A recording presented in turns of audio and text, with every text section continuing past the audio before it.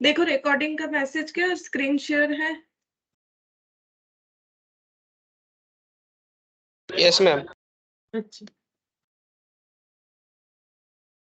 अच्छा, देखो हम लोग टाइम वैल्यू ऑफ मनी कर रहे थे, उसमें हम कुछ क्वेश्चंस मेरा बाकी रह गया था, वही आज करवाना है। ये देखो, और application of time value of money हम लोग स्टार्ट करेंगे, ठीक है। तो चैप्टर लगभग हम लोग का कंप्लीट हो गया है, बस कुछ क्वेश्चंस करना है और उसका एप्लीकेशंस हम लोग 2-4 क्वेश्चन देख लेंगे, जो कि काफी कम आते हैं, फिर भी अगर आ जाए, कभी कभार आ जाता है एग्जाम में, तो हम लोग कर सकते हैं। तो यहाँ पर देखो, क्वेश्चन नंबर 5 to 15 ये हमें करना था।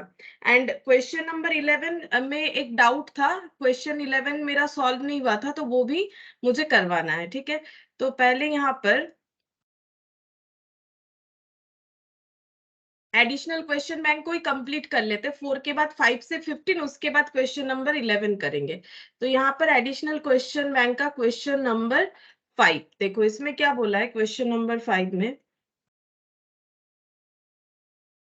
Johnson left 1 lakh with the direction that it should be divided in such a way that his minor son Tom, Dick, and Harry, aged 9, 12, and 15 years, should each receive equally after attaining the age of 25 years. बोल रहा है कि Johnson जो है वो 1 लाख रुपए रख के जाना चाहते हैं, ताकि उनके 3 माइनर बच्चे, ठीक है, टॉम, डिक, हैरी, एक का एज है 9 साल, दूसरे का 12 साल, और जो हैरी है उनका 15 ईयर एज है, ठीक है। अब जब ये 25 साल के हो जाएंगे सब, ठीक है, अब सबको 25 साल होने में एक जैसा टाइम नहीं लगेगा, अलग अलग टाइम लगेगा। क्यों? क्योंकि किसी का एज 9 साल है, किसी का 12 है, और किसी का 15 साल है। तो ये लोग जब 25 साल के एज में पहुंच जाएंगे, तो इनको कितना मिलेगा? इक्वली मिलेगा, सबको जितना भी पैसा मिलेगा इक्वली मिलेगा, ये इस तरह से डिवाइड करके जाना चाहते हैं। The rate of interest being 3.5%, इसका मतलब ये पैसा वो कहीं रख के जाना चाहते हैं जहां पर इंटरेस्ट भी मिलेगा। अगर ऐसा नहीं होता तो 1 लाख को हम लोग डिवाइडेड बाई 3 करने से जो भी आता 33,333 करके एक एक बच्चे को मिल जाता। लेकिन यहाँ पर रेट का बात आ गया, रेट 3.5% इंटरेस्ट रेट, मतलब ये पैसा वो कहीं रख के जाना चाहते हैं, और जब ये पैसा मतलब ग्रो होने लगेगा 3.5% रेट पे, और जब एक एक जन 25 साल के एज में अपने पहुंचेंगे, तो उनको ये पैसा मिलना चाहिए। How much each son received after getting 25 year old, ठीक है। तो एक एक जन को कितना पैसा मिलेगा वो हमें बताना है। तो पहला बात है, सबको इक्वल पैसा मिलना चाहिए, ठीक है, लेकिन रिसीव टाइम सबका अलग अलग होगा। क्यों? क्योंकि किसी को 25 साल तक पहुंचने में लग जाएगा 16 साल, ठीक है, जिसका 9 ईयर्स एज है। जिसका 12 ईयर्स एज है वो 13 ईयर्स बाद 25 साल का होगा, और जिसका 15 साल का एज है वो 10 साल बाद 25 साल का होगा। तो इसे सबसे पहले मिलेगा, सेकंड इसे मिलेगा, थर्ड इसे मिलेगा, लेकिन सभी को एक ही अमाउंट मिलना चाहिए। मतलब अगर इनको एक्स रुपीज मिलेगा तो इनको भी एक्स मिलेगा, इनको भी एक्स मिलेगा। तो हमें वही निकालना है कि एक एक जन को कितना करके मिलेगा, ठीक है। तो इसका कैलकुलेशन हमें कैसे करना चाहिए, यहाँ पर लिखते हैं। जो बच्चे हैं उनका नाम है टॉम, डिक और हैरी। करेंट एज सबका अलग अलग है, ठीक है। जैसे कि टॉम का करेंट एज है 9, डिक का 12 और हैरी का 10। तो 25 ईयर्स तक जाने में किसको कितना टाइम लगेगा? इनका 25 ईयर्स होने में अभी भी 16 ईयर्स टाइम लगेगा, इनको लगेगा 13, और इनको लगेगा 15, ठीक है। शायद मैंने उल्टा लिख दिया, ये 15 था, मुझे 10 लिखना था। इनका एज 15 है, तो इनको और भी 10 साल बाद इनका एज जो है वो 25 हो जाएगा, ठीक है। अब हम लोग को ये एज्यूम करना है, देखो हम लोग ये एज्यूम कर लेते हैं कि let equal amount got by each children is rupees X. सबको एक्स रुपीज करके मिलेगा, ठीक है। अब हम लोग इसको कैसे समझ सकते हैं? जैसे देखो, जो टॉम है, ठीक है, उनको कितने साल बाद, उनको 16 साल बाद उनको कितना मिलना चाहिए? एक्स रुपीज, ठीक है। अच्छा, जो डिक है ठीक है, जो डिक है उनको 13 ईयर बाद X रुपीज मिलना चाहिए, और जो हैरी है उनको 10 साल बाद X रुपीज मिलना चाहिए, सभी को यही वाला पैसा मिलना चाहिए। तो हम लोग को इतना तो पता है कि 1 लाख रुपए इनके पास टोटल है, इनके जो पेरेंट है मतलब जो जॉनसन है, मतलब इनके जो फादर है, इनके पास 1 लाख रुपए, ये 1 लाख रुपए रखना चाहते हैं, लेकिन 1 लाख पूरा का पूरा टॉम या हैरी या डिक किसी को इंडिविजुअली नहीं मिल रहा है, ठीक है, उसी पैसे का इक्वल प्रोपोर्शन सबको अलग अलग मिल जाएगा, ठीक है। तो यहाँ पर लिखते हैं डिक और ये है हैरी। अच्छा, तो इसका मतलब है अगर हम लोग ये पता कर ले कि जो पैसा टॉम को 16 ईयर्स बाद मिलेगा उसके आज के डेट का वैल्यू क्या है, जो पैसा डिक को 13 ईयर्स बाद मिलेगा उसके आज के डेट का वैल्यू क्या है, और जो पैसा हैरी को 10 ईयर्स बाद मिलेगा उसके आज के डेट का वैल्यू क्या है, और ये आज के डेट का जो वैल्यू है ये इक्विवेलेंट टू कितना हो जाएगा, 1 लाख। क्यों? क्योंकि 1 लाख रुपीस को ही तो इनको डिस्ट्रीब्यूट करना है। अगर हम लोग इसका प्रेजेंट वैल्यू निकाल ले तो वो इक्विवेलेंट टू 1 लाख हो जाएगा। तो हम लोग क्या कर सकते हैं, सबका प्रेजेंट वैल्यू निकाल सकते हैं जिसका टोटल इक्विवेलेंट टू 1 लाख होगा, और इससे हम लोग कैलकुलेट कर लेंगे कि हम लोगों का ये एक्स का वैल्यू क्या है। तो इसको हम लोग कैसे लिख सकते हैं, इसको हम लोग ऐसे लिख सकते हैं, इसका मतलब x डिवाइडेड बाय 1 ये देखो यहाँ पर इंटरेस्ट रेट कितना बता रखा है, इंटरेस्ट रेट है 3.5%, ठीक है। 3.5% का मतलब कितना हो जाएगा, ये भी हम दिखा देते हैं। 3.5 डिवाइडेड बाई 100 यानी +1, 1.035, ठीक है, 1.035 होल टू द पावर 16। अच्छा, ऐसे ही मैंने क्यों लिखा, क्योंकि प्रेजेंट वैल्यू कैसे निकाला जाता है, ये तो सिंगल कैश फ्लो है ना, जैसे इसका अगर प्रेजेंट वैल्यू निकालेंगे, ये फ्यूचर वैल्यू है, ये क्या है, फ्यूचर वैल्यू है, तो future value equal to present value into 1 plus I whole to the power n, तो present value equal to future value divided by 1 plus I whole to the power n। तो future value क्या है, x है, और 1 plus i मतलब 1 plus 3.5% whole to the power, इस case में 16 हो जाएगा। दूसरे वाले केस में यहाँ पर सेम चीज होगा बट टू दी पावर 13, और तीसरे वाले केस में टू दी पावर 10 हो जाएगा, ठीक है। तो ये हो गया टॉम का मिले हुए पैसे का फ्यूचर वैल्यू। देन डिक का हो जाएगा 1.035 होल टू दी पावर यहाँ पर 13, होल टू दी पावर 13, और ये हो जाएगा x divided by 1.035 whole to the power 15, ठीक है, whole to the power 15, sorry whole to the power 10। Ma'am 10 होगा। हाँ 10 होगा, हम बार बार 15 लिखते रहे, होल टू दी पावर 10। और ये सब पैसे का अगर हम लोग टोटल करेंगे, क्योंकि ये सब मिले हुए पैसे का आज के डेट का वैल्यू है, कि अगर इतने साल बाद 16 साल बाद 13 या 10 इतने दिन बाद नहीं मिलके अगर आज ही मिल जाता तो उसका वैल्यू कितना होता, तो जितना भी वैल्यू होगा ये सब इक्विवेलेंट टू 1 लाख होना चाहिए, क्योंकि आज के डेट पे जो पैसा डिस्ट्रीब्यूट हो रहा है उसका वैल्यू 1 लाख है, ठीक है, आज के डेट से अगर कंपेयर करें। अब हम लोग क्या करेंगे, यहाँ पर x को बाहर रख दो, कॉमन ले लो, ठीक है, तो ये हो गया 1.035 whole to the power 16 plus 1 divided by 1.035 whole to the power 13 plus 1 divided by 1.035 whole to the power 10 equal to 1 lakh. अब इसको हम लोगों को कैलकुलेटर के हेल्प से सॉल्व करना पड़ेगा। तो 1.035 मुझे 16 टाइम्स मल्टीप्लाई करना है, ठीक है, तो हम इसको ऐसे कर लेते हैं, इनटू 2 3 4 5 6 7 8 9 10 11 12 13 14 15 16, ठीक है। इसको मेमोरी प्लस कर लेंगे, 1 divided by memory recall, 1 divided by memory recall, तो आंसर आ गया 0.5767। हम एक काम करते हैं, 4 डेसिमल तक डेटा ले लेते हैं, ठीक है, तो 0.5767 मैंने इतना ही लिया, ठीक है, 0.5767। फिर नेक्स्ट वाला भी हम लोग इसी तरह से कैलकुलेट करेंगे, लेकिन पहले हम मेमोरी को हटा देंगे। 1.035 इंटू 13 टाइम्स, तो 2 3 4 5 6 7 8 9 10 11 12 13, ठीक है। अब मेमोरी प्लस करेंगे, 1 डिवाइडेड बाय मेमोरी रिकॉल, तो यहाँ पर आंसर आया, इसमें भी 4 डेसिमल तक ले लेंगे, 0.6394, ठीक है, 0.6394 प्लस अगेन ये 10 डिजिट तक हमें करना है।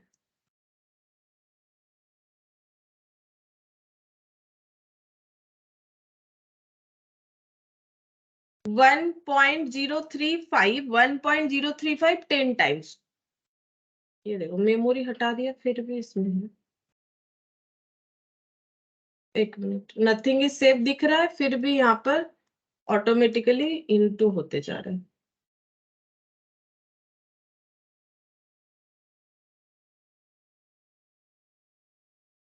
One point zero three five into, ठीक है, अब 2 3 4 5 6 7 8 9 10 memory plus 1 divided by memory recall, तो ये आ गया 0.7089।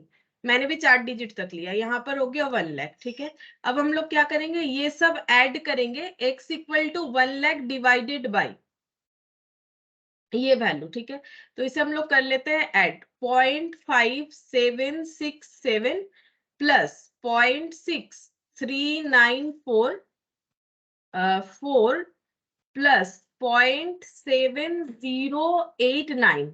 अच्छा, तो ये आ रहा है 1.925 आया मेरा। ठीक है, 1.925, तो 1 लाख। हाँ मैम, मेरा भी सेम। अच्छा, 1.925, अब डिवाइड करके देख लो कितना आ रहा है, 48। ये कितना आ गया, अच्छा 51,948, अच्छा 51,948। ये हम लोग का हो गया एक एक जन को मिलने वाले पैसे का आज के डेट का वैल्यू। ठीक है, तो चेक करें आंसर के साथ। 51,948 है, तो कौन सा नियरेस्ट आंसर है, ये तो नहीं होगा। ठीक है, अच्छा ये भी नहीं होगा, ये 52,000 है। 51,948 है, ये है 94। तो यहाँ पर देखो, यहाँ पर आंसर मेरे हिसाब से देखो, अगर हम लोग नियरेस्ट आंसर दे, जबकि नियरेस्ट नहीं है, काफी दूर है। ठीक है, ये 48 है, ये 94 है, तो मेरे हिसाब से ये आंसर डी होना चाहिए, क्योंकि इसमें डिफरेंस काफी ज्यादा है, 1-2 रुपए का नहीं है, 5-7-10 रुपए तक का होता है। ठीक है, ये काफी ज्यादा डिफरेंस है, तो हम लोग इसका ऑप्शन डी लेंगे। देखते हैं यहाँ पर इन्होंने क्या आंसर ले रखा है, डी होना तो चाहिए मेरे हिसाब से। ये क्वेश्चन है 5th नंबर, हाँ डी लिया है, क्योंकि इसमें देखो 10 रुपए से ज्यादा, 10 रुपए तक समझ में आता है, लेकिन ये जो डिफरेंस है ना, ये काफी ज्यादा है। कहाँ 48 और यहाँ पर आ रहा है 94, तो ये हम लोग आंसर नहीं दे सकते ना। वैसे भी देखो अप्रोक्सीमेशन, ये 94 और ये 48, तो कैसे होगा, अगर ये 48 होता तो भी ठीक था, मतलब सॉरी, ये अगर हम लोग का 90 मतलब 90 92 ऐसे भी कुछ होता तो ठीक है, तो ये 48 काफी ज्यादा डिफरेंस है, इसीलिए हम लोग इसका आंसर ऑप्शन डी देंगे। ठीक है, नन ऑफ दिस, इसका आंसर हम लोग ऑप्शन डी लिखेंगे। अच्छा, नियर अबाउट आंसर होने से हम लोग वो आंसर दे सकते हैं। अच्छा चलो, अब हम लोग करते हैं क्वेश्चन नंबर 6, इसके बाद वाला। इसमें क्या बोला है, in how many years will a sum of money double at 5% per annum compound interest. बोल रहा है कितने साल में कुछ एक पैसा डबल हो जाएगा अगर 5% पर एनम कंपाउंड इंटरेस्ट इस पे एप्लीकेबल हो रहा है, तो डबल हो जाना चाहिए। ठीक है, कितने साल में होगा वही हमें पूछ रहा है। तो अगर हम लोग x पैसा रख रहे हैं तो वो 2x हो जाएगा, और कितने साल में होगा, अगर 5% कंपाउंड इंटरेस्ट लग रहा है तो पर एनम बेसिस पे। ठीक है, तो ये तो हमें कंपाउंड इंटरेस्ट का क्वेश्चन लिया है, तो a equal to P into 1+i whole to the power n होता है। a का वैल्यू कितना है, 2x हो जाएगा, p कितना है, x, और इंटरेस्ट रेट 5% है, और यहाँ पर n हो गया, दोनों साइड से x x चला गया, तो 5 डिवाइडेड बाई 100 प्लस 1 कर लेते हैं, ये हो गया 1.05 whole to the power n। अब हम लोग क्या करेंगे, 1.05 को मल्टीप्लाई कर करके चेक करेंगे कि कितने बार मल्टीप्लाई करने पे 2 के आसपास क्या 2 आता है। तो इनटू कर दिया मैंने, 2 3 4, एक मिनट मैंने 4 किया कि नहीं हुआ मेरे से, देखते हैं, 1.05 इंटू 2 3 4 5 6 7, अब दिखेगा नहीं यहाँ पर, 8 9 10 11 12 13 14, 14 में इतना आ रहा है। ठीक है, एक बार ये लिख लेते हैं क्योंकि आसपास आ गया है, n इक्वल टू 14 होने से 1.9799 आ रहा है, मतलब लगभग 2 बोल सकते हैं, और 15 में इतना आ रहा है 2.0, मतलब क्रॉस कर जा रहा है। अगर 15 लेते हैं तो 2.0789, मतलब 2 को क्रॉस करके चला गया। ठीक है, तो इसका मतलब आंसर 14 और 15 के मिडिल का होना चाहिए। ठीक है, अब यहाँ पर अगर देखोगे तो एक प्रॉब्लम है, क्या है, हम लोगों का ये आंसर तो नहीं होगा, कंफर्म है 14 और 15 के मिडिल में होना चाहिए, तो 15 से ज्यादा नहीं होना चाहिए, ये तो कंफर्म है। लेकिन एक में दिया हुआ है 14 ईयर 2 मंथ्स, एक में दिया हुआ है 14 ईयर 3 मंथ्स। अब कौन सा ले, क्योंकि हम लोगों ने तो ट्रायल एंड एरर किया ना, एग्जैक्ट तो कुछ कैलकुलेट किया नहीं कि एग्जैक्ट बता सके कि 3 मंथ्स होगा कि 2 मंथ्स होगा, ठीक है। तो ये एक्चुअली क्वेश्चन अगर देखो तो थोड़ा सा इसमें ना, मतलब जो ऑप्शंस दिए हुए हैं वो ऐसे दिए हुए हैं कि हम लोग डायरेक्टली इसका आंसर नहीं निकाल सकते हैं। मतलब हम ये कहना चाह रहे हैं कि अगर हम लोग इसका आंसर बोलेंगे कि 14 ईयर 2 मंथ्स और हम लोग बोलेंगे 14 ईयर 3 मंथ्स, वो तो सिर्फ इसको देख के बताना हमारे लिए पॉसिबल नहीं है, क्योंकि 14 और 15 के बीच में क्या होना चाहिए। तो अगर दो चीज इसमें देखेंगे, पहला बात है कि ऐसा क्वेश्चन पहले भी हमें मैट में मिला जहां पर हमारा आंसर 14 ईयर 2 मंथ्स ही आया था फॉर दिस वैल्यू 1.05 का कितना बार मल्टीप्लाई करने से 2 आएगा, वो सारे क्वेश्चन में आंसर हम लोग का 14 ईयर 2 मंथ्स के हिसाब से ही किया हुआ है मैट में, ठीक है, जैसे आंसर है। तो इसमें इसीलिए इसका आंसर हम लोग का 14 ईयर 2 मंथ्स एग्जैक्ट आंसर होना चाहिए। क्यों होना चाहिए? क्योंकि इसके पहले भी सेम क्वेश्चन हमें मिला है जिसमें इस आंसर को करेक्ट माना गया है। तो पहला बात यह है कि इसीलिए हम लोग इसको 14 ईयर 2 मंथ्स मानेंगे। और जब एग्जाम में होगा, इतना हम बोल सकते हैं, ऐसा नियर अबाउट आंसर नहीं देगा। क्यों नहीं देगा? ये थोड़ा सा टेक्निकली गलत दिया हुआ है, ठीक है, ऐसा नहीं होता है, ऐसा नहीं देता है। और अगर देगा भी तो हम लोग के पास ऑप्शन है, क्या कर सकते हैं, हम लोग कुछ भी एक वैल्यू ले सकते हैं, लाइक 100 रुपीज ले लिया एक्स के जगह। अब इस पे 5% का इंटरेस्ट करके देखते जाओ कि कब ये डबल हो जाएगा, ठीक है। ये हम लोग अगर चेक करेंगे तो देखो इसमें टाइम लगेगा लेकिन आंसर जरूर आएगा। जैसे अगर हम लोग पहला इंटरेस्ट 5% का लगाएंगे तो उसमें वैल्यू हम लोग का 5 रुपए आ जाएगा, फिर 105 पे 5% लगाओ, तो इस तरह से मैंने करके देखा हुआ है।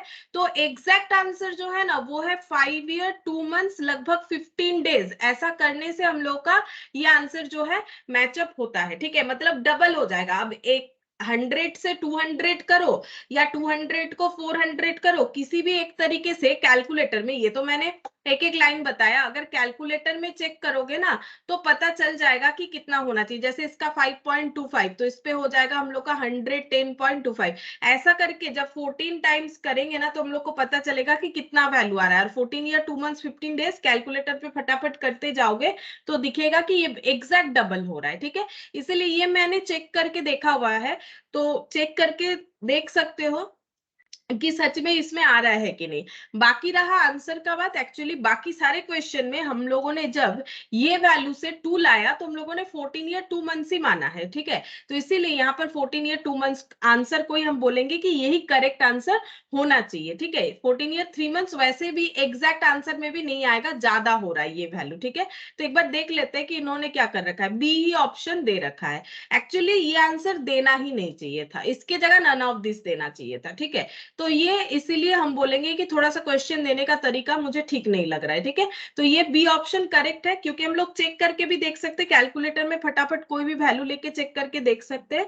और इसके अलावा ये ऐसे ऑप्शन में 1.05 को जब हम लोगों ने 2 लाने का कोशिश किया तो हम लोगों ने 14 ईयर, ये देखो 1.05 को जब 2 लाने का कोशिश किया 14.2, ऐसा 2 बार हुआ, 2 क्वेश्चन था हम लोग का जहां पर ये वैल्यू लिया गया। तो उसी पैटर्न पे चल के हम बोल रहे हैं कि हम लोग का आंसर जो है 14 ईयर 2 मंथ्स होना चाहिए, ठीक है। अच्छा, ये हो गया हम लोग का 6th नंबर क्वेश्चन।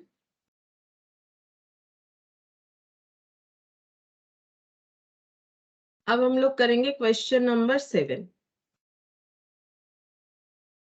इसमें देखो, in how many years a sum of money treble at 5% per annum compound interest payable on half yearly basis. अच्छा, अब यहाँ पर क्या बोला है, ए,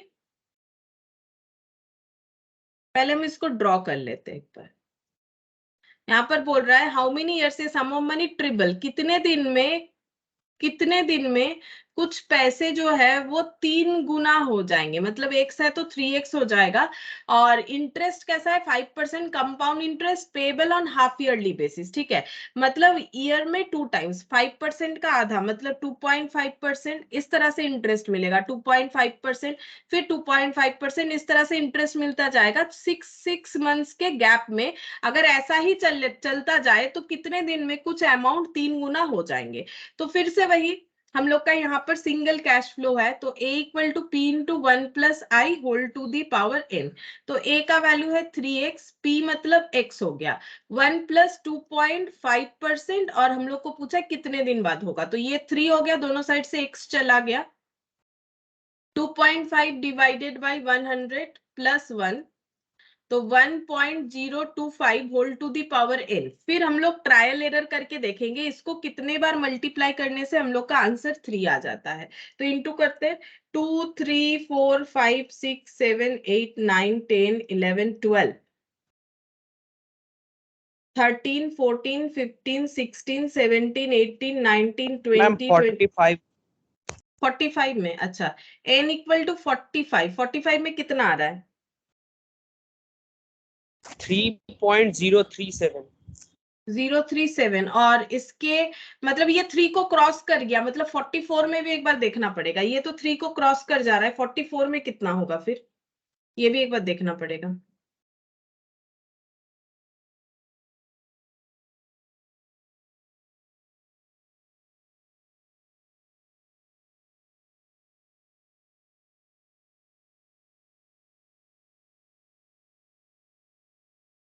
मैम 44 में 2.963 963, ठीक है, तो मतलब ये दोनों के बीच का वैल्यू होना चाहिए।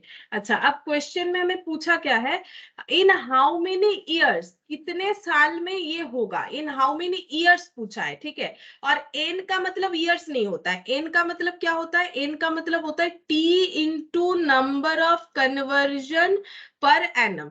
अब देखो ये कैसे हम लोग को पता चल रहा है, क्योंकि हम लोगों का एन का वैल्यू कितना आ रहा है, 44 या 45 के बीच का डेटा, और ऐसा कोई ऑप्शन ही नहीं है यहाँ पर। तो क्या हम लोग का आंसर गलत आ रहा है? नहीं, क्योंकि हम लोगों ने एन का आंसर निकाला है, हम लोग को बोला है ईयर का आंसर निकालो, ठीक है। इन हाउ मेनी ईयर्स, कितने साल में, यानी टी पूछा है, ईयर मतलब तो टी होता है ना, टी यानी नंबर ऑफ ईयर।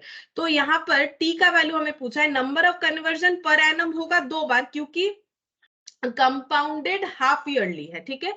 तो यहाँ पर एन का वैल्यू कितना होगा, अगर हम लोग एन का वैल्यू 44 लेते हैं, ये वाला, क्योंकि ये 2.96 आ रहा है, हम दोनों से ही लेके देखते हैं। अगर 44 लेते हैं तो टी का वैल्यू आ जाएगा 44/2 यानी 22 ईयर्स। और अगर हम लोग टी का वैल्यू ले लेते, सॉरी एन का वैल्यू हम लोग 45 ले लेते हैं, फिर से चेक करते हैं, number of conversion per annum.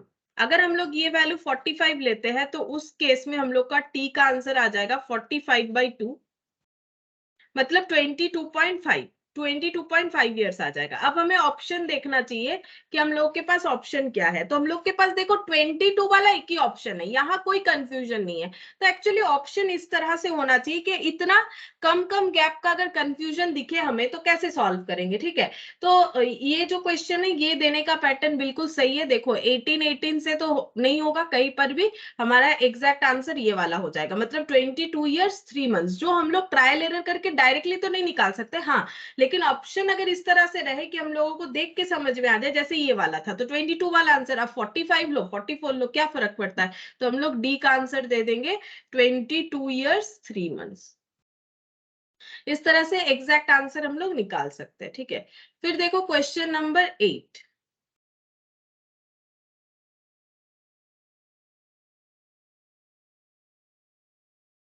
Question number 8, इसमें क्या बोला है, a machine depreciated at 10% of its value at the beginning of a year, the cost and scrap value realised at the time of sale being 23,240 and 9,000 respectively, for how many years the machine was put to use.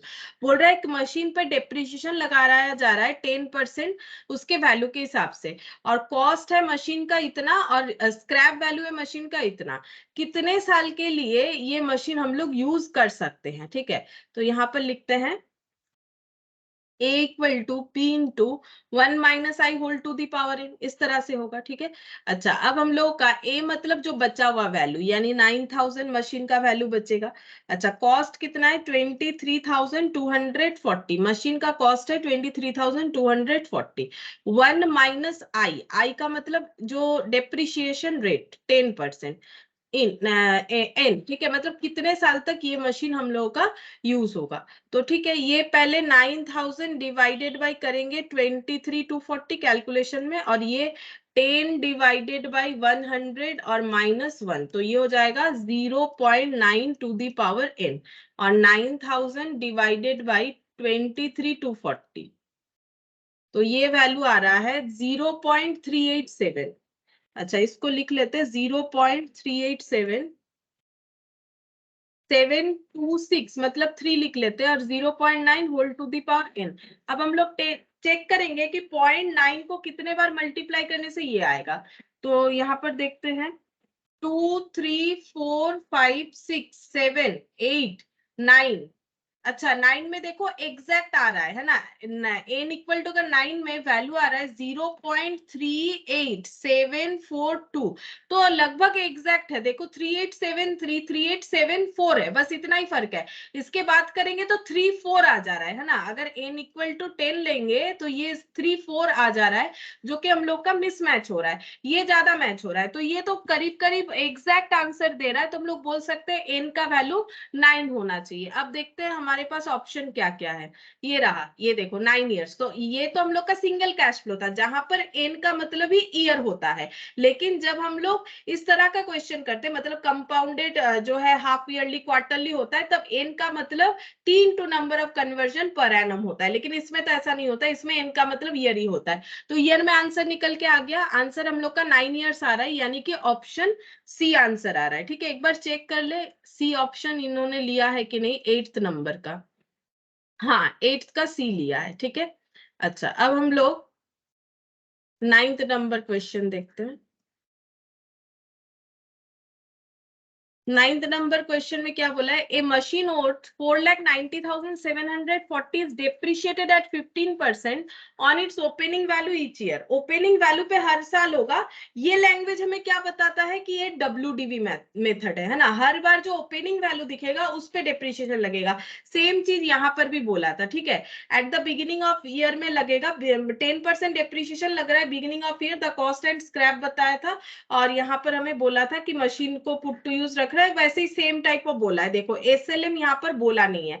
अगर जैसे देखो इसमें हमें समझ में आ रहा है clearly ये WDV है, लेकिन ये लैंग्वेज क्या बोल रहा है, डिप्रिशिएट हुआ था 10% of its value at the beginning of a year. एक ही बार डिप्रिशिएशन हुआ, कॉस्ट इतना है, स्क्रैप इतना होगा, कितने साल तक मशीन यूज कर सकते हैं। तो यहाँ पर नहीं पता चल रहा था WDV करे कि SLM, बट मैंने WDV सोच के लगाया। SLM से भी ट्राई करके देख सकते हो, जिससे आंसर मैचअप होगा तो WDV से होगा। लेकिन यहाँ पर देखो क्लियरली समझ में आ रहा है कि ओपनिंग वैल्यू पे लगेगा, यानी ये WDV है, यहाँ पर कोई कंफ्यूजन नहीं हो रहा है। ठीक है, when value would reduce to 2 lakh, इस मशीन का वैल्यू अगर 15% करके डिप्रिशिएट हो रहा है, कब उसका वैल्यू 2 लाख हो जाएगा। ठीक है, तो चेक करते हैं। अच्छा, ए का मतलब बचा हुआ value, that is 2 lakh. P का मतलब कॉस्ट, कॉस्ट का है 4,90,740। 1 माइनस 15% whole to the power N, 1 माइनस 15% whole to the power N. अच्छा, अब हम लोग यहाँ पर चेक करते हैं, 2 lakh divided by 4,90,740 equal to 15 divided by 100 -1, तो ये हो गया 0.85 whole to the power N, 2 lakh.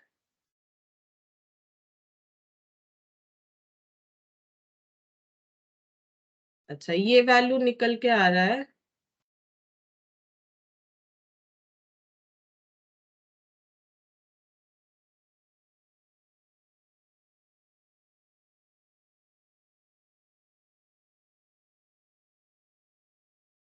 अच्छा 0.4075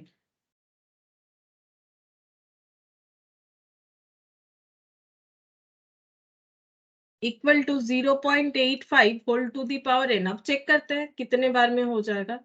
2 3 4 5 6। अच्छा, n इक्वल टू 6 और n इक्वल टू 5। 6 में आ रहा है 0.37714 और 5 में आया था, 5 वाला चेक करते हैं, डिवाइड कर दे शायद आ जाएगा 0.85। हाँ ये वाला यही हो रहा था 5 में 0.44370। ठीक है, तो ये दोनों के बीच में होना चाहिए। ये 0.40 है जबकि ये 0.44 आ रहा है, ये और ये कम हो जा रहा है। ठीक है, मतलब 5 और 6 के बीच में होना चाहिए। तो देखते हैं 5 और 6 के बीच में कौन सा आंसर होगा। तो 5 और 6 के बीच में आंसर क्या होगा? 4 होगा नहीं, 4 वाला तो कोई भी आंसर नहीं होगा। 5 और 6 के बीच में यही वाला आएगा। तो ऐसा ऑप्शन रहेगा तो हम लोग इजीली बता सकते हैं कि कौन सा एग्जैक्ट आंसर होगा। तो ऑप्शन डी, ठीक है, ऑप्शन डी हो जाएगा, दैट इज 5 ईयर जो दिया हुआ है, मतलब इससे एग्जैक्ट आंसर आएगा 5 ईयर 7 मंथ्स एप्रोक्स। अगर हम लोग ये 5 ईयर 7 मंथ्स लगाते हैं इस वैल्यू के मशीन पे, तो हम लोगों का 4,90,740 पे 15% इंटरेस्ट लगाते हुए हमें यही वैल्यू रिड्यूस होकर मिलेगा। हम लोग चेक भी कर सकते हैं। ठीक है, ये कॉस्ट है, डेप्रिसिएशन जैसे लगाते लगाते जाओ 15%, फिर बचे हुए वैल्यू पे 15%, ऐसे करके 5 साल पूरे 12 महीने का लगाओ। फिर नेक्स्ट जो 6th ईयर आएगा उसमें 12 महीना नहीं लगा के 7/12 लगा दो, जितना वैल्यू बच रहा है इंटू 15% इंटू 7/12, तो हम लोग का एग्जैक्ट 2 लाख आ जाएगा। ठीक है, तो ये हो गया हम लोग का क्वेश्चन नंबर 9। अब 10th नंबर फिर से मशीन वाला ही क्वेश्चन दिया है। A machine worth 4,90,740 is depreciated at 15% of its opening value each year, मतलब again WDV when its value would reduce by 90%। कब इसका वैल्यू 90% कम हो जाएगा ऐसा पूछ रहा है। कितने दिन बाद इसका वैल्यू 90% कम हो जाएगा? तो A equal to P into 1 minus i whole to the power n। ठीक है, तो डेप्रिसिएशन बोला है हम लोग का 15% और कॉस्ट है 4,90,740।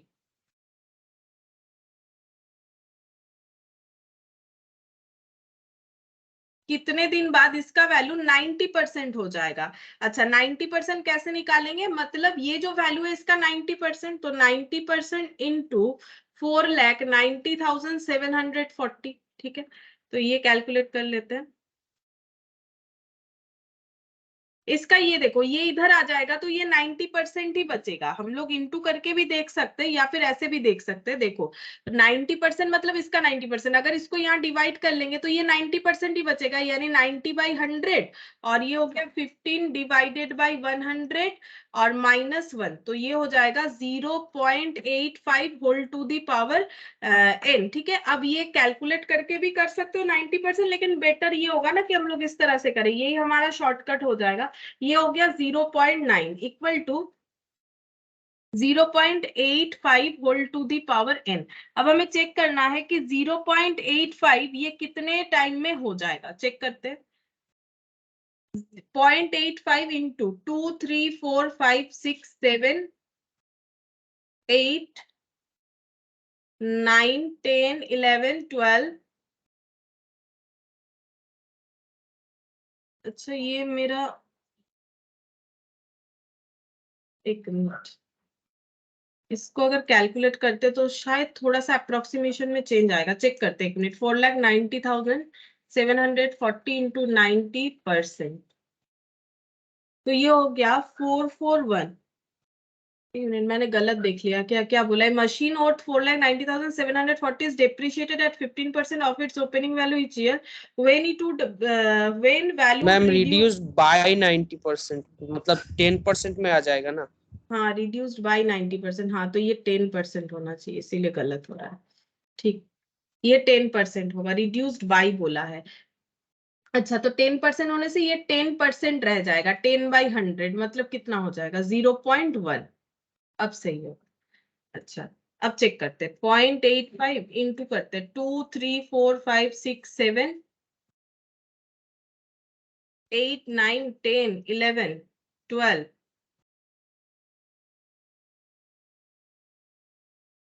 13 14।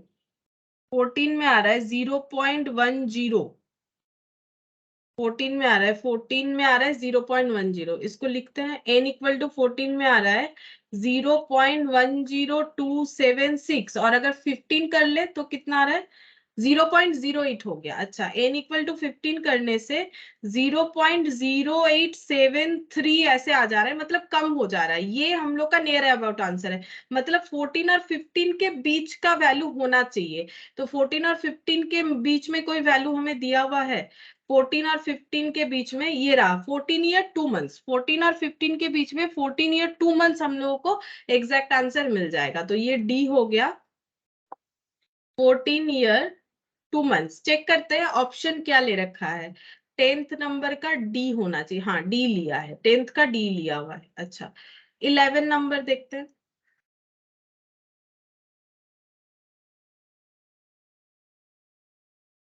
क्वेश्चन नंबर 11, इसमें क्या बोला है? अलीबाबा बोरो 6 लाख, ठीक है, इन्होंने 6 लाख रुपए लोन लिए होंगे। बोरो का मतलब लोन होता है, तो ये आज के डेट का वैल्यू हो गया। हाउसिंग लोन लिया हुआ है, 6% repayable in 20 annual instalment commencing at the end of first year. मतलब एनुइटी रेगुलर, क्यों एनुइटी क्यों होगा? क्योंकि हमें इक्वल एनुअल इंस्टॉलमेंट, मतलब एक ही जैसा अमाउंट जो है 20 साल तक देते जाना है। How much annual payment is necessary, मतलब एनुइटी का वैल्यू हमें पूछ रहा है। ठीक है, देखते हैं, देखो कैसे होगा। प्रेजेंट वैल्यू हमें पता है, लोन लिया है, तो प्रेजेंट वैल्यू ऑफ एन्युटी क्या होता है? A divided by I, 1 minus 1 divided by 1 plus I whole to the power N.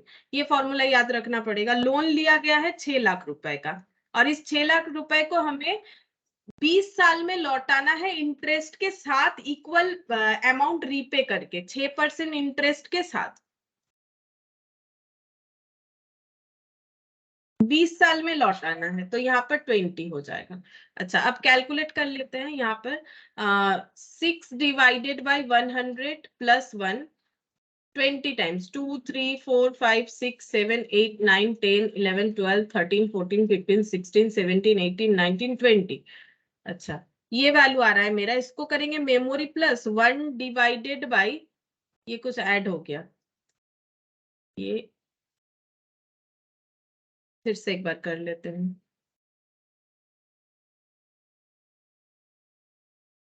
1.06 into 2 3 4 5 6 7 8 9 10 11 12 13 14 15 16 17 18 19 20। Memory plus 1 divided by memory recall. अच्छा, -1, प्लस माइनस करके इसको सही कर लिया। ये पूरा यहाँ पर वैल्यू निकल के आ गया, डिवाइडेड बाय 6%, डिवाइडेड बाय 6%, ये जितना भी वैल्यू आया। अब ये वैल्यू हमें 6 लाख से डिवाइड कर लेना है। 6 lakh equal to A into 11.4699, 4 digit ले लिया मैंने। तो ए इक्वल टू हो जाएगा 6 lakh divided by 11.4699।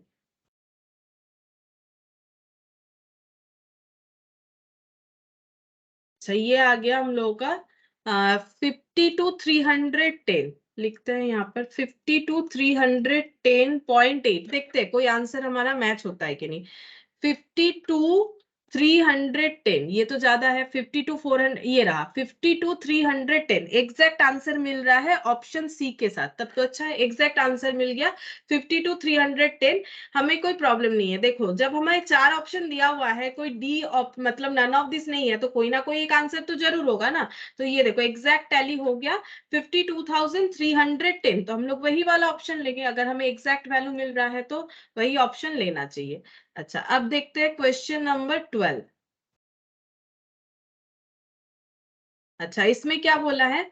A sinking fund is created for redeeming debenture worth 5 lakh. बोल रहा है कि डिवेंचर इशू क्या होगा कंपनी ने। डिवेंचर का मतलब कंपनी जब पब्लिक से लोन लेती है और उसको जैसे बैंक को इंटरेस्ट देती है, उसके जगह पब्लिक को देती है। अब ऐसा क्यों करती है?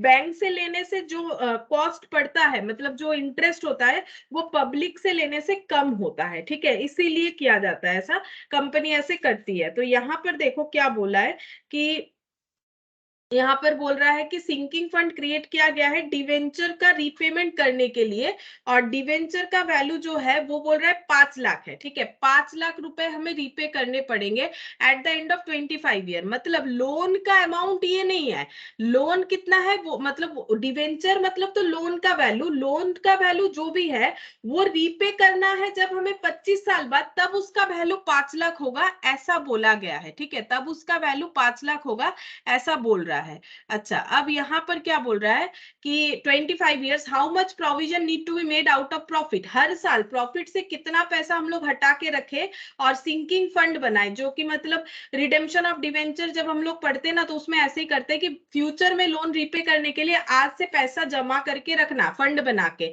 और उस फंड को कहीं इन्वेस्ट भी चाहे तो कर सकते हैं, क्योंकि 25 साल बाद उस फंड का जरूरत होगा, तो जो पैसा सेट असाइड कर रहे हैं उसको कहीं ग्रो करने के लिए लगा सकते हैं, मतलब इन्वेस्ट कर सकते हैं। तो इन्होंने इन्वेस्ट भी किया है, जिससे 4% पर एनम इंटरेस्ट भी मिलेगा, ठीक है। तो हम लोगों को पूछा जा रहा है कि कितना करके पैसा ये हटा के रखे, ठीक है।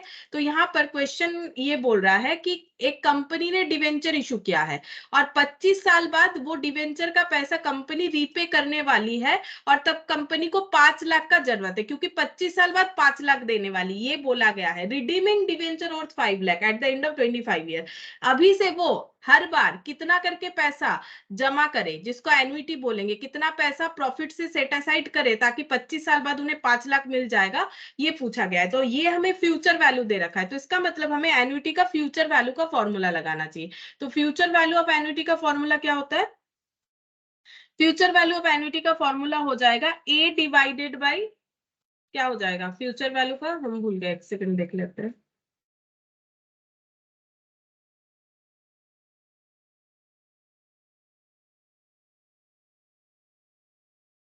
ये वाला 1 divided by A into 1 divided by 1 plus I whole to the power N, A into 1 plus I whole to the power N. बहुत देर से ये यूज नहीं किया, हम भूल ही गए, ये हो गया, ठीक है। ये हो गया फ्यूचर वैल्यू। फ्यूचर वैल्यू कितना चाहिए हमें? 5 लाख रुपए चाहिए फ्यूचर में। अच्छा, इसके लिए आज से कितना पैसा जमा करें, और जो पैसा जमा कर रहे हैं उस पर इंटरेस्ट भी हम लोग ले रहे हैं, कितना इंटरेस्ट ले रहे हैं? 4% पर एनम। अच्छा, 25 साल के लिए ऐसा जमा करते जाएंगे, और यहाँ पर हो गया 4%। अच्छा, कैलकुलेट कर लेते हैं।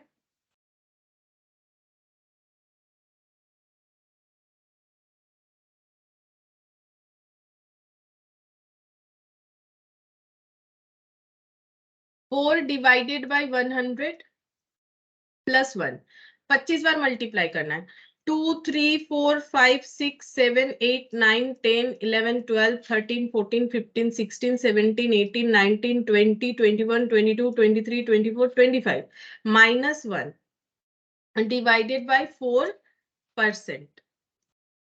इक्वल टू 41 पॉइंट, ये लिख के रख लेते हैं, 5 lakh equal to A into 41.6459, 4 digit ले लिया, तो ए इक्वल टू 5 लाख 41.6459।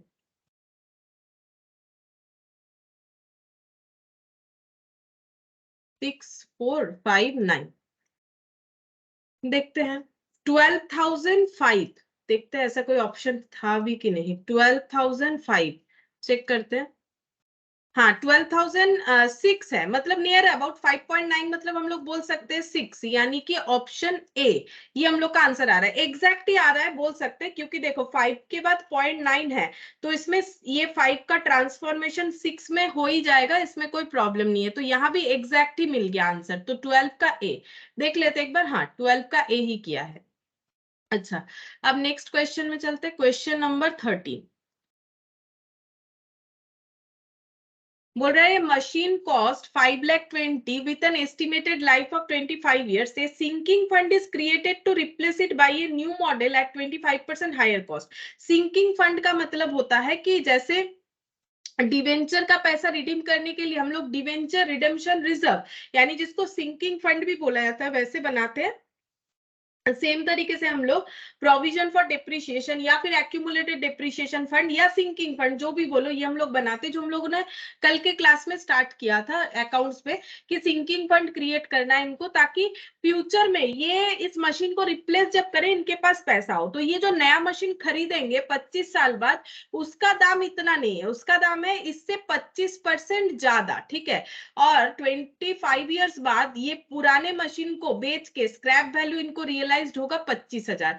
मतलब 25 साल बाद नया मशीन खरीदने के लिए इनको कितने पैसे का जरूरत होगा, ये हमें पता करना है, पहला बात। देन पूछ रहा है what amount should be set aside every year, कितना पैसा वो हर बार प्रॉफिट से हटाए और सिंकिंग फंड बनाए और उस पैसे को इन्वेस्ट कर दे कहीं पर 3.5% कंपाउंड इंटरेस्ट पे ग्रो करने के लिए, ताकि जो पैसा उन्हें 25 साल बाद मशीन खरीदने के लिए जरूरत है वो पैसा मिल जाए। तो सबसे पहले तो ये पता करना पड़ेगा कि इनको मशीन खरीदने के लिए कितने पैसे का जरूरत है, ठीक है। तो आज इनके पास जो मशीन है उसका कॉस्ट है 25 लाख, ठीक है। सॉरी 5,20,000, हम क्या लिखते हैं, 5,20,000। बोल रहा है कि 25 साल बाद ये नया मशीन खरीदेंगे, ऐसा क्वेश्चन हमें बता रहा है, ठीक है। 25 साल इसका लाइफ है, तो 25 साल बाद इनको नया मशीन खरीदना है। न्यू मॉडल मशीन का कॉस्ट पर 25% हायर है, ठीक है। तो ये कॉस्ट कितना हो जाएगा, न्यू मशीन ये 5,20,000, और इस पे 25% लगाने से जो भी वैल्यू आएगा उतना एक्स्ट्रा पे करना पड़ेगा। मतलब नया मशीन का कॉस्ट हो जाएगा 5,20,000 प्लस ये 25%, मतलब 1,30,000। तो ये हो गया 6,50,000। तो नया वाला मशीन 25 साल बाद इतने पैसे से खरीदना पड़ेगा। लेकिन यहाँ पर बोल रहा है कि जो पुराना मशीन है उसको बेच के 25,000 का स्क्रैप रियलाइज्ड हो जाएगा। मतलब इनको 6,50,000 का पूरा जरूरत नहीं है। न्यू मशीन खरीदने के लिए फंड नीड कितना हो जाएगा, फंड का नीड हो जाएगा 6,50,000। ये तो इन्हें पता था कि चाहिए, लेकिन इनको ये भी पता है कि पुराने मशीन को बेच देंगे और हमें 25,000 मिल जाएगा, ऐसा क्वेश्चन हमें बता रहा है। तो 25,000 इनको कम जुगाड़ करना पड़ेगा। तो यहाँ पर इनको दिख रहा है 6,25,000 इनको पैसा क्या जरूरत है, ठीक है। और इसके हिसाब से ये लोग अपना फंड बनाना चाहते हैं, तो इनको पैसे का जरूरत है फ्यूचर में 6,25,000 पैसे का जरूरत है, ठीक है। ये फ्यूचर वैल्यू। तो आज हर बार हर ईयर कितना कितना पैसा जमा करे ताकि 25 साल में उन्हें ये पैसा मिल जाए, और जो पैसा जमा कर रहे हैं उसे इंटरेस्ट पे कहीं इन्वेस्ट भी कर रहे हैं, जो कि 4% पर एनम है। ये हमें कैलकुलेट करना है, ठीक है। तो इक्वल अमाउंट सेट असाइड करेंगे, यानी फिर से एन्युइटी का फ्यूचर वैल्यू का फॉर्मूला। तो एन्युइटी फ्यूचर वैल्यू का फॉर्मूला क्या हो रहा है, A into 1 plus I whole to the power n minus 1 divided by I. Future value है 6,25,000। ए हमें फाइंड आउट करना है। 4% 25 साल बाद का बात हो रहा है, और यहाँ पर भी 4% हो जाएगा। अब कैलकुलेट करके देखेंगे। पहले यहाँ मेमोरी में कुछ नहीं है, चलो ठीक है, नहीं है तो अच्छा बात है। मैम अब यहाँ 15,007। 15,007 देखते हैं। ऑप्शन तो ये 16,000 है, 16,500 है, और 15,007 आ रहा है क्या। लेकिन मैच तो नहीं हुआ, शायद कुछ कैलकुलेशन गलत हो गया, या फिर हो सकता है आंसर गलत दिया हुआ, ऐसा भी हो सकता है। देखते हैं एक बार, हम भी कैलकुलेट करके देख लेते हैं। यहाँ आंसर तो मैच नहीं हुआ, देखते हैं। 4 डिवाइडेड बाई 100, और एक बार कैलकुलेट करके देखो अगर कुछ गलत हुआ है तो। 2 3 4 5 6 7 8 9 10 11 12 13 14 15 16 17 18 19 20 21 22 23 24 25 minus 1 divided by 4% equal to 41.645। 41.6459 equal to 6,25,000।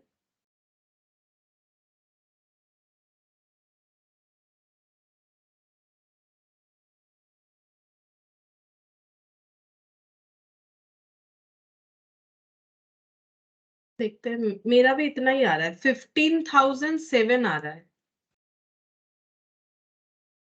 अच्छा, ये तो मैच ही नहीं हुआ किसी के साथ भी। यहाँ पर 16 सब बोल रखा है। मैम रेट तो 3.5% है। और ये हम लोग कौन सा वाला कर रहे हैं, 12 वाला कि 13 वाला? ओ 13, मैंने अलग रेट लगा दिया ना। 13 वाला है, 3.5% लगेगा, ये इसीलिए गलत हो गया, मैंने 4% से लगा दिया। अच्छा, तब तो ये गलत आ गया। मैंने पहले वाले क्वेश्चन को और इसको दोनों को मिला के कर लिया। अच्छा, हटाते हैं, अब देखते हैं कुछ चेंजेस होता है कि नहीं। चेंजेस तो होगा, आंसर आता है कि नहीं देखते।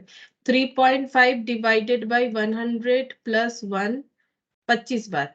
2 3 4 5 6 7 8 9 10 11 12 13 14 15 16 17 18 19 20 21 22 23 24 25 minus 1 divided by 3.5% equal to 38.94, ये लिख लेते हैं। हाँ मैम यही आ रहा है। अच्छा, 38.94। अब आंसर भी एक बार चेक करो डिवाइड करके, कुछ आंसर मैचअप हो रहा है कि नहीं, क्योंकि चार मैम तो अलग। 16,064 46। 46 मतलब फिर कौन सा वाला आंसर देना पड़ेगा, ये वाला 50 वाला देना चाहिए। 46 मतलब 4 रुपए का इधर उधर है, ये हो जाएगा। सी ऑप्शन होना चाहिए, देख लेते एक बार सी है कि नहीं। हाँ 13 का सी ही किया है, ठीक है। अब हो जाएगा 6,25,000 डिवाइडेड बाई 38.9498, 16,046। हाँ अब ठीक है, 16,046 यानी कि ऑप्शन सी, ठीक है। ऑप्शन सी, यहाँ कोई कंफ्यूजन नहीं होगा, क्यों? क्योंकि 46 बोला है तो ये नहीं होगा। ये 50 है, यहाँ पर 5 है, ये भी नहीं होना चाहिए, ये भी नहीं होना चाहिए। ये सबसे नियर अबाउट आंसर। अगर ऑप्शन यहाँ नन ऑफ दिस होता तो थोड़ा सा कंफ्यूजन हो सकता था, लेकिन हमें नियर अबाउट आंसर देना है, तो 4 रुपए का इधर उधर चलेगा, कोई प्रॉब्लम नहीं है। अच्छा, अब हम लोग क्वेश्चन नंबर 14 देखते हैं।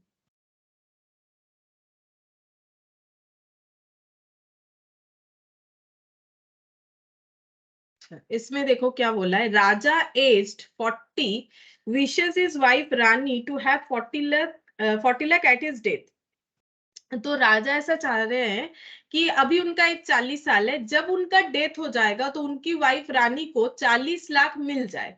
मतलब फ्यूचर वैल्यू, जब उनका डेथ होगा तब ये पैसा मिल जाए, ऐसा ये सोच रहे हैं, मतलब ये फ्यूचर वैल्यू हो गया। If is expectation of life is another 30 year, अगर उनको ऐसा लग रहा है कि वो और भी 30 साल आगे जिंदा रहेंगे, he starts making equal annual investment commencing now बोल दिया है, ठीक है। कमेंसिंग नाउ का मतलब होता है, अगर एन्युटी का बात है, ठीक है, ये एन्युटी है कि नहीं हम लोग देखते हैं। हाँ एन्युटी है, क्योंकि इक्वल एनुअल इन्वेस्टमेंट इनको करना है।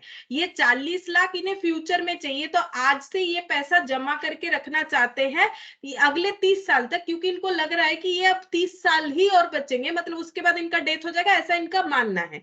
तो कमेंसिंग नाउ का मतलब क्या होता है, एन्युटी ड्यू होता है, ठीक है।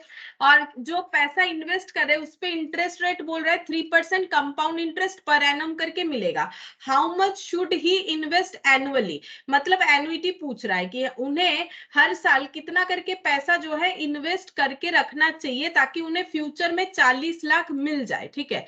तो हम लोग इसको कैसे कैलकुलेट करेंगे, हम लोग इसको ऐसे लिखेंगे, फ्यूचर वैल्यू ऑफ एन्युटी निकालना पड़ेगा, और फ्यूचर वैल्यू ऑफ एन्युटी का formula a into 1 plus I whole to the power n minus 1 divided by i. और क्योंकि ये एन्युटी ड्यू है तो यहाँ पर और एक बार 1 प्लस आई हो जाएगा। एन्युटी ड्यू में क्या होता है, एन्युटी रेगुलर और एक बार कंपाउंड हो जाएगा, क्योंकि ड्यू में क्या होता है, एक बार इंटरेस्ट हमें ज्यादा मिलेगा। अच्छा, अब यहाँ पर फ्यूचर में इनको कितना चाहिए, 40 लाख रुपीज चाहिए। अच्छा, एन्युटी हमें फाइंड आउट करना है। इंटरेस्ट रेट जहां पर इन्होंने पैसा जमा किया है वो है 3% इंटरेस्ट रेट देने वाला है, ठीक है। ये रहा 3% कंपाउंड इंटरेस्ट। अच्छा, आई मतलब यहाँ पर 3% हो जाएगा। अच्छा, कितने साल तक वो जमा करेंगे, अभी उनका एज 40 साल है, उनको लग रहा है वो नेक्स्ट 30 ईयर और भी जिंदा रहेंगे, तो 30 ईयर तक ये पैसा उन्हें जमा करते जाना पड़ेगा, तब जाके होगा। अच्छा, 1 प्लस यहाँ पर 3% कर लेते हैं।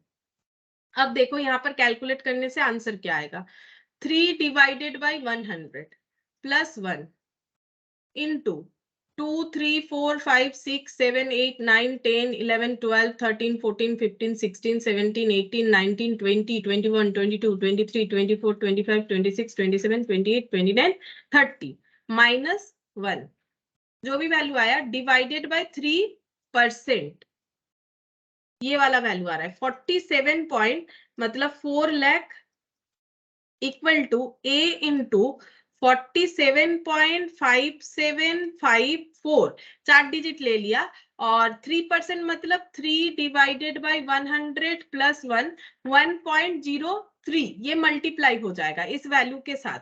तो ए का वैल्यू हो जाएगा 4 लाख डिवाइडेड बाय ये वाला वैल्यू, तो इंटू कर लेते 47.57 मैम 40 लाख था।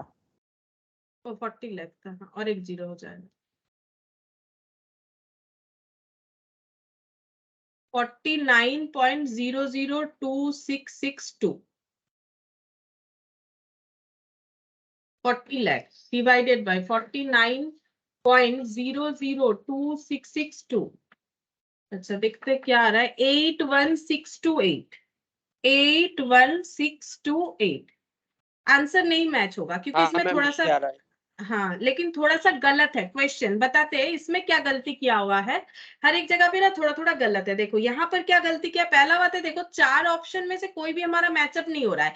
अगर यहाँ पर मान लो एक ऑप्शन होता नन ऑफ दिस का तो हम लोग उसे टिक कर देते, ठीक है। अगर मान लो यही ऑप्शन सारे अवेलेबल है और हमारे पास नन ऑफ दिस का एक ऑप्शन है तो हम लोग नन ऑफ दिस देंगे, क्योंकि कहाँ 81,000 और कहाँ हर एक ऑप्शन विद 84,000, तो ये हमारा कोई भी आंसर करेक्ट नहीं हो रहा है।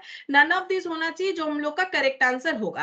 पहला बात है तो ये गलती है क्वेश्चन में कि आंसर हमें गलत दिया हुआ है, लेकिन एक्चुअली क्या है ना क्वेश्चन में इन्होंने लिखा हुआ है कि कमेंसिंग नाउ, तो इसीलिए मैंने बोला कि ये तो एन्युटी ड्यू है, क्योंकि लॉजिक तो वही होता है एन्युटी ड्यू है।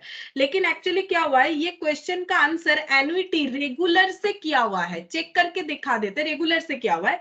या तो क्वेश्चन में क्या करना चाहिए इंस्टीट्यूट को, नेक्स्ट जब ये लोग ये चीज अगर रेक्टिफाई करते हैं तो या तो ये कमेंसिंग नाउ वाले वर्ड को हटा दो, तो एन्युटी रेगुलर से हम लोग क्वेश्चन कर लेंगे एन्युटी रेगुलर का, या फिर आंसर ये वाला कर लो जो आंसर हमें दिया हुआ है। लेकिन एग्जाम में भी ऐसा गलत क्वेश्चन हो सकता है कि क्वेश्चन में दिया हुआ तो है एन्युटी ड्यू का आंसर, अभी हम दिखाएंगे एन्युटी ड्यू से एक ऑप्शन इसमें से टैली कर जाएगा, लेकिन क्वेश्चन पढ़ के लग रहा है एन्युटी रेगुलर का है और हमारे पास अगर नन ऑफ दिस ऑप्शन नहीं है, इन दैट केस हमें क्या करना पड़ेगा, गलत तरीके से ही आंसर करके आना पड़ेगा। मतलब यहाँ पर जो प्रॉब्लम हुआ, मान लो यही एग्जाम में क्वेश्चन आया है, अब पढ़ के तो लग रहा है एन्युटी ड्यू का है, तो एन्युटी ड्यू से क्वेश्चन सॉल्व किया बट आंसर टैली नहीं हुआ, इसका मतलब कुछ ना कुछ गलत है। गलत क्या है, हम लोग क्या कर सकते हैं, इसको फ्यूचर वैल्यू वगैरह ये सब कंसेप्ट ठीक है, हम लोग इसको एन्युटी रेगुलर से करके देखेंगे। तो एन्युटी रेगुलर से करके देखने से हम लोग का आंसर क्या हो जाएगा, ये वाला पॉइंट हट जाएगा, ये पार्ट हट जाएगा, तो हम लोग का क्या हो जाएगा 40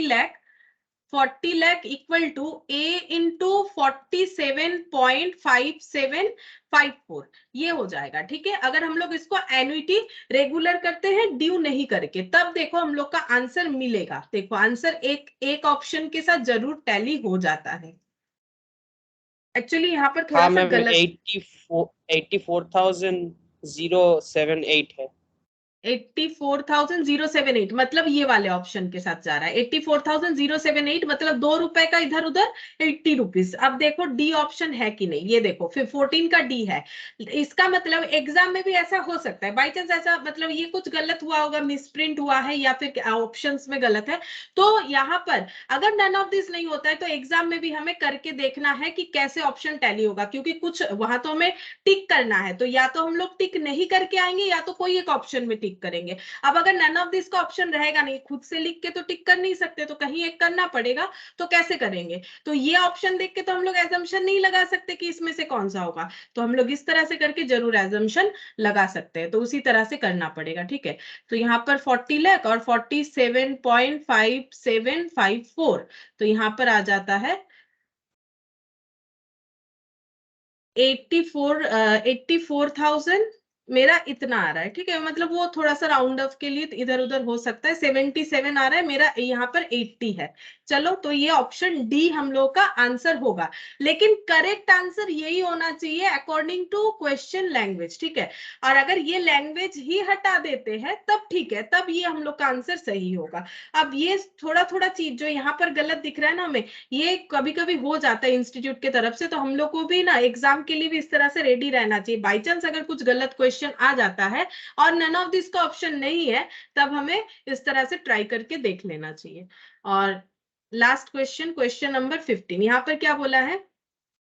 Appu retires at 60 years, receiving a pension of 14,400 a year paid in half yearly installment। बोल रहा है कि अप्पू 60 years एज में जब रिटायर हो जाएंगे तब इन्हें पेंशन मिलेगा 14,400 का, एक साल का, लेकिन ये 2 बार में दिया जाएगा। क्वेश्चन का लैंग्वेज यही बोल रहा है, paid in half yearly instalment, ये पैसा इंस्टॉलमेंट में दिया जाएगा, मतलब 14,400 को 2 बार में दिया जाएगा, यानी 7,200 और 7,200, इस तरह से इनको पहले साल पेंशन मिलेगा जब इनका एज 60 साल होगा।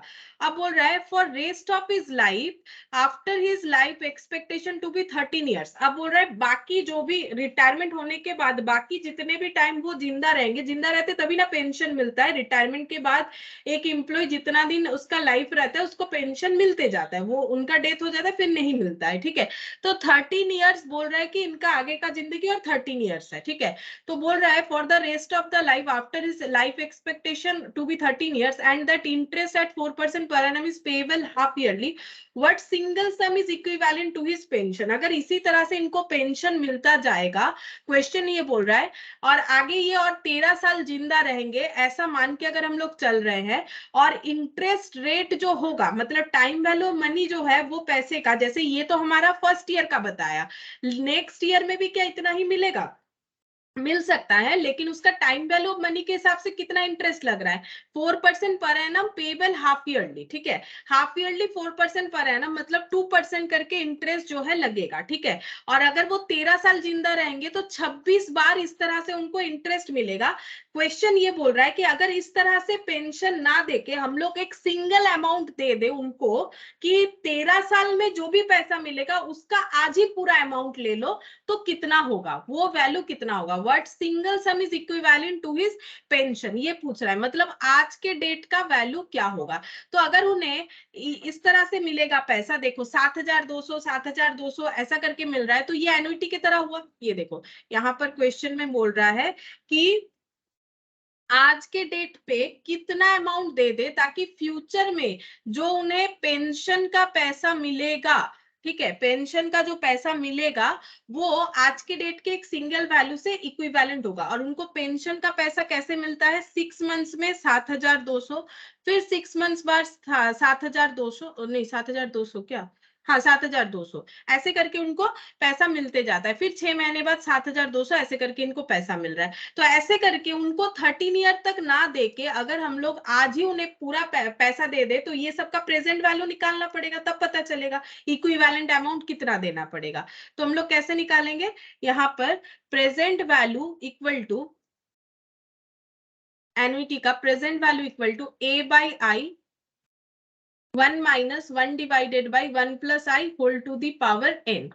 तो ए का मतलब है एन्युटी, एन्युटी का वैल्यू है 7,200, आई है 4%, 4% रेट पे इंटरेस्ट लग रहा है, ठीक है, 4%, 1 divided by 1, 1 plus 4% whole to the power 13, ये 13 ईयर्स तक चलेगा। तो ये पैसा 4% इंटरेस्ट के साथ 13 ईयर्स तक मिलने का मतलब है आज के डेट पे देने से बट मैम कितना देना? हाफ ईयरली इन पे पेबल हो रहा है तो और तो 2% होगा, हाँ ये 2% हो जाएगा, 2% करके लग रहा है एक एक साल में। अच्छा ये 2% होगा और ये 13 में नहीं होगा, ये कितना हो जाएगा? ये 20। 26 हो जाएगा। हाँ हाँ ये 26 हो जाएगा, अब कैलकुलेट करना पड़ेगा।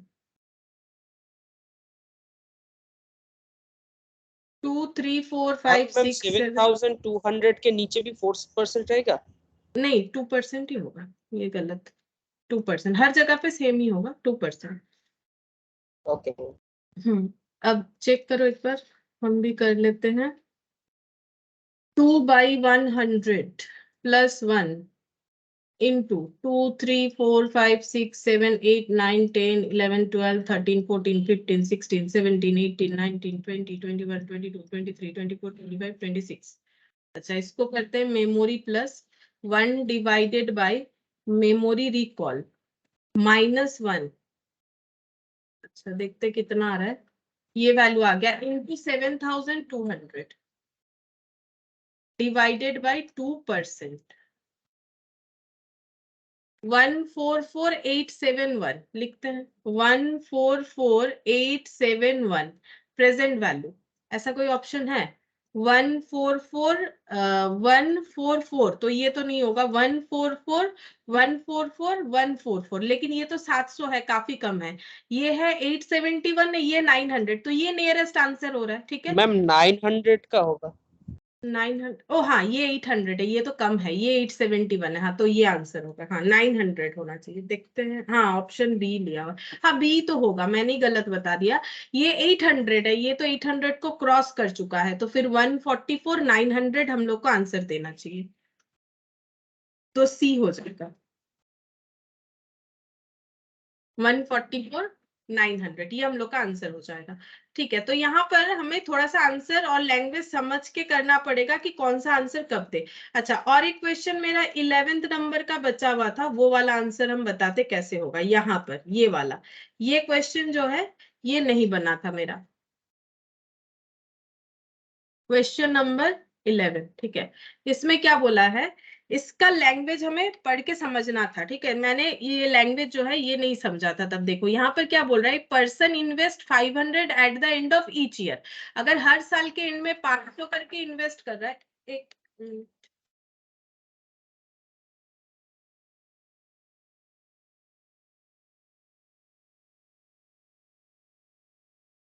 হ্যালো ম্যাম, কোনো সাউন্ড আসছে না।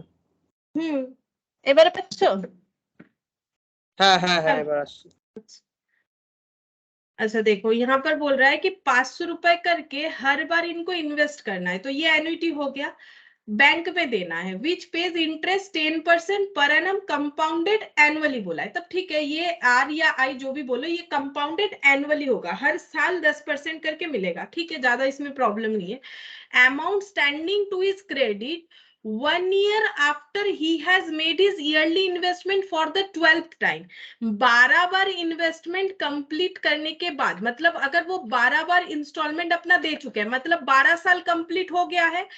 मतलब पैसा जमा करके। क्यों 12 साल कंप्लीट हो गया? क्योंकि इन्वेस्टमेंट साल में एक बार किया जा रहा है। तो अगर 12 बार इन्वेस्टमेंट कर चुके हैं तो 12 साल कंप्लीट हो चुका है। अब क्वेश्चन बोल रहा है 12 साल इन्वेस्टमेंट के बाद the amount standing to his credit 1 year after he has made his yearly investment of 12 times. Yearly 12 time investment कर दिया है, मतलब 12 साल इन्होंने अपना इन्वेस्टमेंट कंप्लीट कर लिया। 1 2 3 4 5 6 7 8 9 10 11 12। फिर उसके बाद बोल रहा है, इसके बाद 1 साल बाद इनके अकाउंट में कितना पैसा दिखेगा। 12 इन्वेस्टमेंट साल भर का हो जाने के बाद, हर साल 500 रुपए करके 12 साल इन्वेस्टमेंट हो जाने के बाद, उसके बाद 1 साल बाद, उसके बाद 1 साल बाद बोल रहा है 1 year आफ्टर। तो उसके बाद 1 साल बाद मतलब 13th ईयर में उनके अकाउंट में कितना पैसा रहेगा, ये हमें पूछा है। ठीक है, तो इस क्वेश्चन को कैसे सॉल्व करना चाहिए, ये देखो। पहले हम लोग ऐसे करेंगे इसमें, जैसे मैंने करवाया था। ये देखो, मैंने जब ये क्वेश्चन करवाया था ना, यहाँ पर ये देखो, यहाँ पर ही करके दिखाते। यहाँ पर मैंने दिखाया था कि 500 रुपए करके ये पैसा हम लोग जमा कर रहे हैं, फ्यूचर में हमें कितना मिलेगा। तो 500 इंटू 1 प्लस 10%, और ये 12 हो गया -1 डिवाइडेड बाई 10%। ये आंसर शायद मेरा गलत आया था, 9265 आया था। यहाँ पर चेक करें कितना आना चाहिए। शायद गलत आया था, मुझे याद नहीं आ रहा है, एक बार देख लेते हैं। देख लेते, 10% बोला है, तो 10 divided by 100 plus 1 into 2 3 4 5 6 7 8 9 10 11 12 -1 divided by 10%। ये लो, ये क्या हो गया, वो मैंने सी ई दबा दिया इसलिए।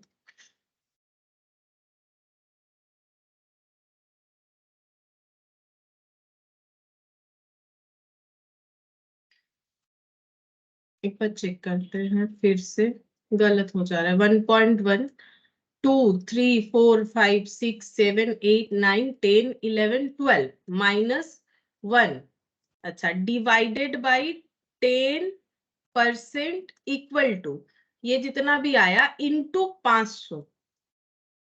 तो देखते हैं कितना आ रहा है, 10692। ठीक है, मेरा शायद तब गलत आया था या फिर कुछ और लिखा था मैंने, पता नहीं। 10692, ठीक है, ये आ रहा है 92.14। ये हम लोगों का 12 साल के इन्वेस्टमेंट के बाद आ रहा है, जो मैंने यहाँ पर ड्रॉ भी किया था 12 साल। लेकिन क्वेश्चन हमें ये नहीं पूछ रहा है कि 12 बार इन्वेस्टमेंट देने के बाद इनके अकाउंट में कितना पैसा होगा, तब तो ये आंसर हो जाता है। 12 बार इन्वेस्टमेंट का पैसा देने के बाद इनके अकाउंट में कितना पैसा होगा, ये इतना हो जाता है। लेकिन हमें पूछा क्या है, देखो लैंग्वेज क्या बोल रहा है, the amount standing to his credit 1 year after, 1 year after he has made his yearly investment of 12 time। ये लैंग्वेज को इस तरह से बता दिया। इसके जगह अगर बोल देता after he made investment for 12 time, अगर ऐसे बता देता, इतने सारी चीजों को नहीं बता के, मतलब 12 बार इन्वेस्टमेंट करने के 1 साल बाद, मतलब 13th ईयर में इनके अकाउंट में कितना पैसा होगा। तो इसको कैसे कैलकुलेट करेंगे, ये तो 12 साल इन्वेस्टमेंट करने के बाद इनके अकाउंट में, यहाँ पर ये 12 साल खत्म हो जाता है, इनके पास रहता है 10,692.14। अगर पॉइंट वाला डेटा भी लेते हैं, ठीक है। अगर हमें इसके बाद पूछ रहा है कि अमाउंट 13th ईयर में इनके पास कितना होगा, amount after 1 year, after 1 year कब, 12 साल के बाद, 12 साल के बाद आफ्टर 1 ईयर, मतलब 13th ईयर में इनके पास कितना पैसा होगा। तो 10,692.14, ये तो 12th ईयर में हुआ। और ये पैसा इन्होंने क्या किया है, ये पैसा इन्होंने विथड्रॉल नहीं किया है। ठीक है, देखो यहाँ पर क्या बोल रखा है, 500 इन्वेस्ट करना है 10% इंटरेस्ट पे एनुअली, और पूछ रहा है कि इनके अकाउंट में कितना पैसा होगा 12 साल इन्वेस्टमेंट के बाद 13th ईयर में। ठीक है, तो हम लोग कैसे लिखेंगे, यहाँ पर हो जाएगा, इसी पैसे को हम लोग यहाँ पर और 10% इंटरेस्ट से ग्रो कर देंगे, क्योंकि 10% इंटरेस्ट मिलता है ना। इन्होंने 12 साल का इन्वेस्टमेंट किया और उसके बाद 1 साल उस पैसे को रख दिया, उस पैसे को इन्वेस्ट नहीं किया। यहाँ पर लैंग्वेज देखो, invest 500 eight the end of each year with A bank which page interest 10% पर एनम कंपाउंड एनुअली। लेकिन यहाँ से ये नहीं पता चलता है कि इनको 500 रुपए कब तक रखना है। लेकिन यहाँ क्या बोल रहा है, the amount standing to his credit 1 year after he has made his yearly investment for 12 time, मतलब उनको 12 साल तक का ही इन्वेस्टमेंट करना था। ईयरली इन्वेस्टमेंट के हिसाब से उन्होंने अपना 12 इन्वेस्टमेंट कंप्लीट कर लिया। ये लैंग्वेज बताता है कि इन्हें 12 बार ही 500 रुपए देने थे, क्योंकि after he has made his yearly investment, इनका जो ईयरली इन्वेस्टमेंट था वो 12 बार के लिए था, मतलब 12 साल का था। उसके बाद 1 साल बाद अगर वो पैसा देखते हैं तो कितना होगा, तो इन्वेस्टमेंट 12 साल का जो है उसके ऊपर तो इंटरेस्ट मिल गया, और वो पैसा क्योंकि रख दिया उन्होंने, विथड्रॉल नहीं किया, ऐसा कुछ नहीं बोला है, तो इसका मतलब इस जमा हुआ पैसा पे और भी 10% हमें मिल जाएगा। तो इस पे 10% लगा के देखो कितना आता है, 1069,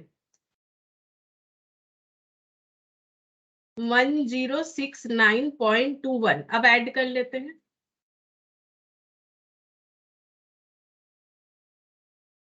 अच्छा दोनों को टोटल करते 11761, मेरा तो ऐसे आ रहा है 11761.35। देखते हैं ऐसा कोई ऑप्शन था कि नहीं। हाँ, 11761.35 जो है 36 एग्जैक्ट यही वाला आंसर है। ठीक है, ए, ऑप्शन ए वाला आंसर है। तो मैंने यहाँ पर ही करके दिखा दिया। ठीक है, ये जो मैंने जगह रखा था यहाँ पर ही करके दिखा दिया। एक बार जस्ट आंसर देख लेते हैं, ये था 4C, 4C का आंसर देख लेते हैं। 4C का आंसर हो गया हम लोग का 4C क्वेश्चन नंबर 11, ए, हाँ ए ही होगा। ठीक है, तो यहाँ पर इन्वेस्टमेंट टोटल इनको 12 साल का ही करना था, तो इन्होंने कर दिया। अगर पूछता है इसके बाद इनके पास कितना पैसा होगा, तो फ्यूचर वैल्यू ये होगा 500 रुपए करके, अगर हम लोग 12 साल जमा रखेंगे। लेकिन बोल रहे हैं 12 साल बाद, 12 साल बाद एक साल बाद 12 बार इन्वेस्टमेंट करने के एक साल बाद इनके अकाउंट में कितना पैसा क्रेडिट दिखेगा। तो ये नहीं बोल रहे इन्होंने फिर से कुछ पैसा इन्वेस्टमेंट किया, बोल रहे 12 साल इन्वेस्टमेंट कंप्लीट होने के बाद अगर फिर एक साल बाद वो चेक करें उनके पास कितना पैसा होगा, तो अगर वो पैसा नहीं निकाल रहे हैं, नहीं विथड्रॉल कर रहे, तो उसी पैसे पे और 10% इंटरेस्ट मिल जाएगा, तो ये अमाउंट हो जाएगा। तो ये थोड़ा सा क्वेश्चन स्पेशल था, ठीक है, इसमें लैंग्वेज थोड़ा सा अलग तरीके से दिया हुआ था जिससे हमें बताना पड़ा कैसे होगा, ठीक है। अच्छा, अब ये देखो हम लोग का टाइम वैल्यू ऑफ मनी लगभग सारा कंप्लीट हो चुका है। मोस्ट इंपॉर्टेंट चैप्टर है, यहाँ से एग्जाम में 15 मार्क तक आ जाता है, ठीक है, आता ही है, तो ये बहुत इंपॉर्टेंट चैप्टर है। अब देखो यहाँ पर एक पॉइंट था जो मैंने थोड़ा सा मतलब इग्नोर किया कि हमें अभी जरूरत नहीं है, लेकिन हम थोड़ा सा बता देते हैं, दैट इज एप्लीकेशन ऑफ, हम लोग का जो क्वेश्चन है application of time value of money, ये कहाँ कहाँ हम लोग यूज करेंगे, तो इसका थोड़ा सा लॉजिक बता देते हैं। वैसे ये क्वेश्चंस काफी कम आता है, बहुत ही कम आता है, लेकिन कभी कभार आ जाता है, कभी कभार आ जाता है, तो एक बार आइडिया रहने से क्या होगा, अगर आ जाता है एग्जाम में ऐसा क्वेश्चन तो हम लोग कर पाएंगे, ठीक है। तो हम यहाँ पर पहले बताते हैं एप्लीकेशन ऑफ, हम लोग पढ़ेंगे application of time value of money. तो कहाँ कहाँ अप्लाई कर सकते हैं, लीज के केस में, कैपिटल एक्सपेंडिचर के केस में, बॉन्ड के केस में, और परपिचुइटी,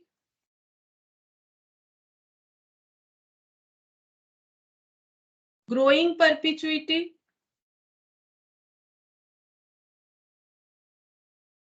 CAGR, ये बॉन्ड का वैल्यूएशन में, रियल रेट ऑफ रिटर्न, और NPV, ठीक है, नेट प्रेजेंट वैल्यू। हम लोग एक एक चीज देखेंगे, ठीक है, ज्यादा हमें इस पे ध्यान, मतलब ज्यादा डेप्थ में नहीं जाना है, बस थोड़ा थोड़ा चीजों को समझना है, ठीक है। तो सबसे पहले लीज के बारे में बताते हैं कि लीज क्या होता है और लीज पे टाइम वैल्यू मनी का इम्पैक्ट क्या है। तो लीज क्या होता है, लीजिंग जो है, जैसे रेंट दिया जाता है वैसे लीजिंग भी दिया जाता है। लीज में दो पार्टी इन्वॉल्व होते हैं, एक होता है लेसर और एक होता है लेसी, ठीक है। जैसे रेंट के केस में भी दो पार्टी इन्वॉल्व होता है, एक जो रेंट लेता है, ठीक है, और एक जो रेंट देता है। जो रेंट लेता है वो टेनेंट और जो रेंट देता है वो लैंडलॉर्ड। उसी तरह से लीज में भी दो पार्टी इन्वॉल्व होता है, लेसर और लेसी। अब लीज जो देता है, जो लेसर होता है वो ओनर हो जाता है, ठीक है, और लेसी जो होता है उसको क्या है, उसको वो हो जाता है जिसको नीड है। किस चीज को दिया जाता है लीज पे, लीज पे दिया जाता है asset, actually asset on rent, ठीक है। अगर हम लोग जैसे घर वर का नहीं बात है यहाँ पर कि एक फ्लैट रेंट पे दे दिया, एक घर रेंट पे दे दिया, ये सब नहीं। एसेट का मतलब यहाँ पर बहुत महंगा एसेट, जैसे कि मान लो कोयला का खदान, ठीक है, जैसे कि मान लो कुछ मिनरल्स जो है उसका मतलब मिनरल्स डिपॉजिट है कहीं पर, तो वो जगह, या फिर मान लो किसी के पास बहुत पैसा है, उसने महंगा महंगा मशीन खरीद के रखा है, वो छोटे छोटे बिजनेसमैन को वो मशीन को रेंट पे दे देता है, ठीक है। तो रेंट पे जो देता है उसे लेसर बोला जाता है, वो ओनर होता है। ओनर किस चीज का होता है, ओनर ऑफ द एसेट, जो एसेट को वो लीज पे दे रहा है। और लेसी कौन होता है, जो यूजर ऑफ द एसेट, ठीक है, ऐसे लिख देते हैं, यूजर ऑफ द एसेट, जो उस एसेट को यूज करता है लीज पे लेके। अब जैसे किसी के घर पे रेंट पे रहने से रेंट देना पड़ता है, उसी तरह से किसी का एसेट यूज कर रहे हैं, जैसे कि मशीन यूज कर रहे हैं या कुछ और कोयला खदान वगैरह ये सब, तो उसको क्या करना पड़ेगा, उनको रेंट देना पड़ेगा। अब यहाँ पर हमें देखना क्या है, हम लोग यहाँ पर दो तरह से चीजों को समझ सकते हैं, एक होता है लेसर के पॉइंट ऑफ व्यू से, एक होगा लेसी के पॉइंट ऑफ व्यू से, ठीक है। तो टाइम वैल्यू ऑफ मनी से ये लोग क्या चेक करेंगे, लेसर ये चेक करेगा कि मुझे एसेट को क्या करना है, मुझे एसेट को ऐसे देखेंगे, सेल ऑफ द एसेट या फिर लीज आउट, ठीक है। लीज आउट मतलब जैसे देखो किसी के पास एक फ्लैट है, वो उस फ्लैट को रेंट पे दे रखा है, लेकिन अचानक से उसके दिमाग में आया कि हम इस फ्लैट को बेच देते हैं, ठीक है। अब बेच देते हैं और अगर वो रेंट पे देते हैं, उनको ये चेक करना है, मान लो वो सोच रहे हैं हम अगले और 10 साल ही रेंट देंगे, लेकिन 10 साल रेंट देने से उनका क्या अर्निंग होगा, और ये कुछ ही साल मतलब अभी अगर ये बेच देते हैं तो जो पैसा मिलेगा कौन सा ज्यादा बेनिफिशियरी है। मान लो 10 साल बाद वो फ्लैट रेंट देने के जैसा नहीं रहा, ठीक है, क्योंकि उस पर तो डिप्रिशिएट होते जाएगा। तो लेसर के केस में भी ऐसा होता है कि लेसर ये सोचता है कि मेरे पास जो मशीन है वो हम किसी को बेच दे या फिर हम लोग उसे रेंट पे दे दे, ठीक है, कौन सा ज्यादा बेनिफिट होगा, ठीक है, कौन सा किस केस में ज्यादा बेनिफिट होगा, मोर बेनिफिशियल, ठीक है, ये डिसाइड करना है। इसके लिए हमें क्या हेल्प करेगा, टाइम वैल्यू ऑफ मनी हमें हेल्प करेगा, ठीक है, टाइम वैल्यू ऑफ मनी इस चीज में हमें हेल्प करेगा। अच्छा, और लेसी के केस में क्या होगा, लेसी को ये देखना है हम किसी के पास रेंट पे ले ले, ठीक है, या फिर उस मशीन को खरीद ले, जैसे मान लो फ्लैट रेंट पे लेके रहे या फ्लैट को खरीद ले, तो बाई एसेट या फिर लीज पे ले ले, ठीक है, कौन सा मेरे लिए ज्यादा बेनिफिट है, ठीक है, कौन सा मेरे लिए ज्यादा बेनिफिट है, ये चेक करना है। तो लेसी के पॉइंट ऑफ व्यू से भी चेक कर सकते हैं, लेसर के पॉइंट ऑफ व्यू से भी चेक कर सकते हैं, डिपेंड करेगा कि क्वेश्चन हमें क्या दिया है। अब हम लोग एक एग्जांपल देखते हैं, जैसे कि एक एग्जांपल 36 वाला, ठीक है, इससे समझते हैं कि क्या एक्चुअली हम बोलना चाह रहे हैं, ठीक है। तो यहाँ पर देखो एग्जाम्पल 36, इस पे कोई ना हम लोग का ये क्वेश्चन नहीं बना हुआ है, मतलब जो एक्सरसाइज है, क्योंकि एक्सरसाइज हम लोगों ने सारा कंप्लीट कर लिया, क्योंकि काफी कम आता है इस तरह का क्वेश्चन, फिर भी हम एक बार बता देते हैं। देखो, ABC limited wants to lease out an asset costing 3,60,000 for a 5 year period. ABC limited कौन है, एक कंपनी है, ऑब्वियसली पढ़ के समझ में आ रहा है। ये चाहते हैं कि ये लीज पे एक एसेट को देना चाहते हैं, जिस एसेट का कॉस्ट है 3,60,000 फॉर 5 ईयर पीरियड, 5 साल के लिए रेंट यानी लीज पे देना चाहते हैं। It has a fixed rental of 1,05,000 per annum payable annually starting from the end of the first year. बोल रहे हैं अगर किसी को रेंट पे देंगे तो जिस साल रेंट पे दे रहे हैं उस साल के एंड से उन्हें रेंटल इनकम होने लगेगा 1,05,000 रुपए करके, और वो भी कितने साल के लिए, 5 साल के लिए, क्योंकि 5 साल ही रेंट पे देना है, ऐसा इनका मानना है। Suppose rate of interest is 14% per annum compounded annually, मतलब का जो टाइम वैल्यू मनी जो चल रहा है, मतलब जो चीज आज 100 रुपए में मिल रहा है कल 114 रुपए में मिलेगा, मतलब 14% कंपाउंड इंटरेस्ट पे जो है पैसा हम लोग का चेंज हो रहा है, on which money can be invested by the company. Company अगर चाहे तो 14% per annum rate of interest पे पैसे को इन्वेस्ट कर सकती है, कौन से पैसे को, जो उसे रेंट पे मिल रहा है। Is this agreement favourable to the company, क्या कंपनी को ये फेवरेबल होगा कि वो रेंट पे दे दे, क्या करना चाहिए, कंपनी को रेंट पे देना चाहिए कि नहीं देना चाहिए। अब देखो हम क्वेश्चन को समझा रहे हैं, कंपनी के पास दो ऑप्शन है, या तो वो एसेट को बेच दे या एसेट को लीज आउट कर दे, ठीक है, ये दो ऑप्शन है कंपनी के पास। हमें वही पूछा है कि कंपनी के लिए एग्रीमेंट फेवरेबल होगा, एग्रीमेंट मतलब कौन सा, लीज एग्रीमेंट। लीज एग्रीमेंट क्या है, 1,05,000 रुपए करके मिलेंगे 5 साल तक, ठीक है, और या फिर अगर वो एसेट को बेचना चाहे तो कितना मिलेगा, 3,60,000, क्यों, क्योंकि एसेट का कॉस्ट कितना चल रहा है, 3,60,000 रुपीज चल रहा है, तो यहां पर लिखते हैं अगर वो सेल करेंगे तो उन्हें कितना मिलेगा, 3,60,000। ये कब मिलेगा, आज, ठीक है, आज मतलब इसी साल, तो अभी मिलेगा, इसको हम Y0 से डिनोट कर रहे हैं। क्यों Y0 से डिनोट कर रहे हैं, Y0 का मतलब हो गया आज, अभी का, ठीक है। और जो अगर लीज पे देंगे तो हम लोग 5 साल के लिए देंगे, 5 साल कौन सा होगा, Y0, Y1, Y2, Y3, Y4 और Y5। ऐसा मैंने क्यों लिखा, देखो Y1 से लेके 5 तो समझ में आता है, 5 साल है इसीलिए मैंने लिखा। और Y0 क्यों लिखा, Y0 मतलब आज, आज। अब आज से पैसा नहीं मिलेगा, क्योंकि क्वेश्चन हमें क्या बोला है, लीज देने से 1,05,000 करके मिलेगा starting from the end of the first year, मतलब फर्स्ट ईयर के एंड से, जैसे अगर ये 5 साल है, 1 2 3 4 और यहां पर हो गया 5, तो हमें कब से, हम लोगों ने यहाँ पर Y0 यहाँ पर स्टार्टिंग ईयर पे रेंट पे दे दिया, लेकिन पहला रेंट कब मिलेगा, यहाँ पर मिलेगा, फिर दूसरा रेंट यहाँ पर, फिर तीसरा यहाँ पर, फिर यहाँ पर, फिर यहाँ पर रेंट मिलेगा। मतलब ये Y1 है, अगर ये Y0 है तो इस साल का स्टार्टिंग Y1, इस साल का स्टार्टिंग Y2, इस साल का स्टार्टिंग Y3, इस साल का स्टार्टिंग Y4 और इस साल का स्टार्टिंग Y5, ऐसे करके रेंट मिलेगा। तो ये जो एक साल है, ये एक साल के एंड में, मतलब दूसरे साल के शुरुआत में, एक ही बात है 31 दिसंबर को मिले या 1 जैन को मिले, Y0 को तो कुछ नहीं मिलेगा, ठीक है, यहाँ पर हमें कुछ भी रेंट नहीं मिलेगा। इसके बाद कितना करके मिलेगा, 1,05,000 करके। ये क्वेश्चन बता रहा है कि 1,05,000 करके रेंट मिलेगा, ठीक है।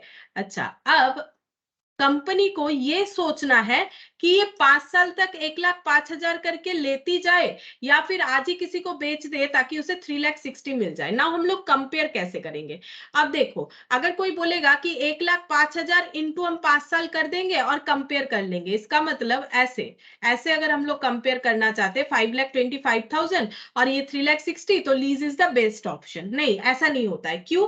क्योंकि ये 1,05,000 का आज का वैल्यू निकालना है, क्योंकि ये 3,60,000 तो मुझे यहां मिल रहा है और ये 1,05,000 कब मिलेगा, यहाँ, फिर यहाँ पर मिलेगा, फिर यहाँ पर मिलेगा, फिर यहाँ पर मिलेगा, फिर यहाँ पर मिलेगा, ठीक है। ये 1,05,000 मुझे कुछ इस तरह से मिलेगा। तो मुझे क्या पता करना है, आज 3,60,000 इक्वल टू 5 साल बाद 1,05,000 या 4 साल बाद 1,05,000 से इक्विवेलेंट नहीं होता है। तो मुझे ये सबका प्रेजेंट वैल्यू निकालना पड़ेगा कि जो पैसा मुझे 1,05,000 जो फर्स्ट ईयर के एंड में मिलेगा उसका आज का वैल्यू क्या है, जो 1,05,000 मुझे सेकेंड ईयर के एंड में मिलेगा उसका आज का वैल्यू क्या है, जो 1,05,000 मुझे थर्ड ईयर के एंड में मिलेगा उसका आज का वैल्यू क्या है। और यहाँ पर मुझे ये सारे के सारे 1,05,000 का प्रेजेंट वैल्यू निकालना पड़ेगा। अगर हम ये निकाल लेते हैं, अगर हम ये निकाल लेते हैं तो हम लोग कंपेयर करके बोल पाएंगे कि एक्चुअली कौन सा हमारे लिए बेनिफिट है, ठीक है। तो कैसे कैलकुलेट करेंगे, ये सब तो गलत है, फिर ये सब ऐसे तो नहीं होगा।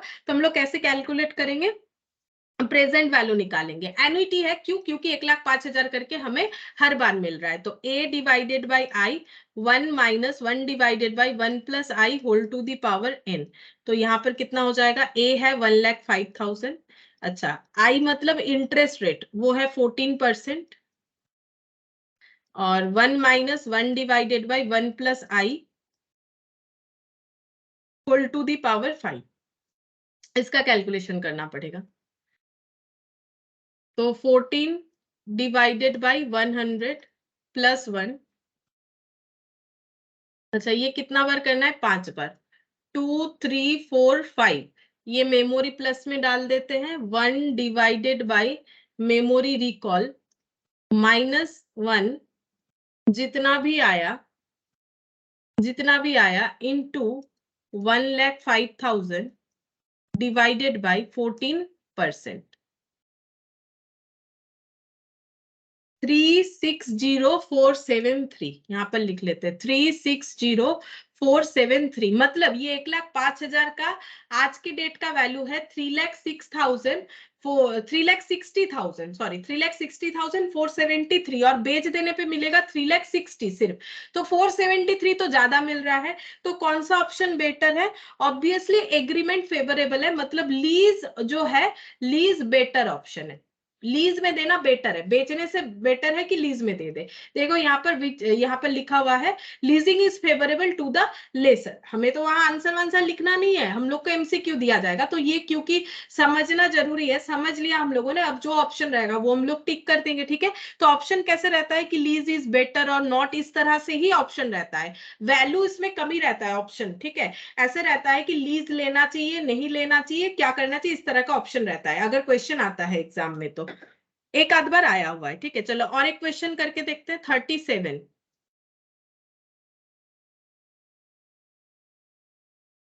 यहाँ पर क्या बोला है 37 वाले में, a company is considering proposal of purchasing a machine either by making full payment of 4,000 और by leasing it for 4 year at an annual rate of 1250।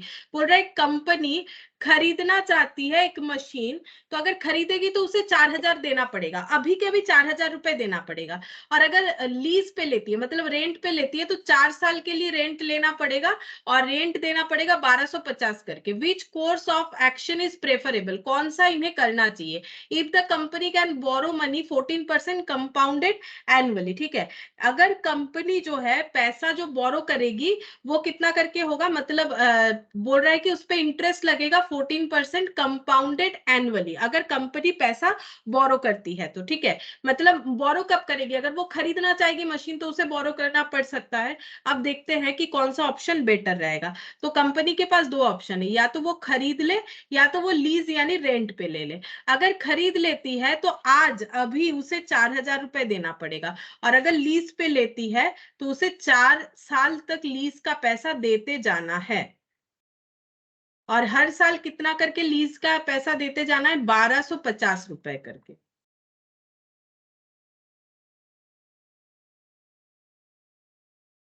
ठीक है, 1,250 रुपए करके। अभी तो कुछ नहीं देना पड़ेगा, क्योंकि जब हम लोग रेंट वगैरह में लेते हैं तो वो एंड ऑफ द पीरियड से ही स्टार्ट होगा। ये देखो, company is considering proposal of purchasing a machine either by making full payment और by leasing it for 4 years at an annual rate of 1250, which course of action is preferable। कौन सा preferable होगा, if the company can borrow, अगर company 14% पर annum compound interest पे बोरो करती है तो, ठीक है।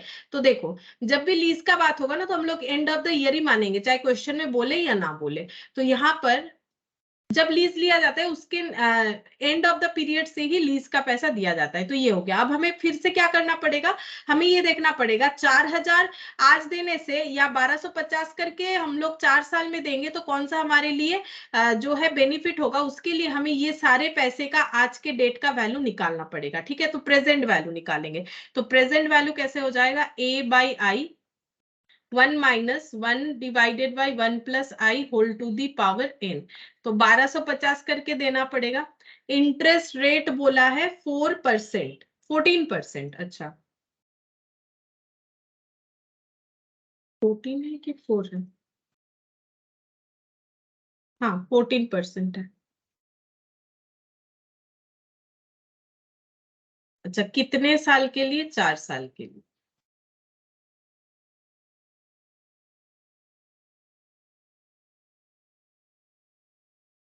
इंटू 2 3 4 5 6 7 8 9 10 11 12 13 14, मेमोरी प्लस 6.26, ये मेमोरी में पहले से था, ऐड हो गया। 6.2613 हम लिख लेते हैं, 6.2613। ये 4 डिजिट से कर लेंगे। 1 डिवाइडेड बाई 6.2613, ये जितना आया -1 प्लस माइनस कर लिया, ये जितना आ रहा है इंटू 1250 डिवाइडेड बाई 14%, 7502, 7502। देखते हैं 7502 आंसर है कि नहीं। नहीं, ये तो कुछ अलग आया हुआ है। तो मुझे लगता है ना मेरा कैलकुलेशन गलत हो गया। 14% कंपाउंडेड एनुअली, अच्छा ये शायद पॉइंट पॉइंट के चक्कर में मेरा गलत हो गया। चेक कर लेते हैं।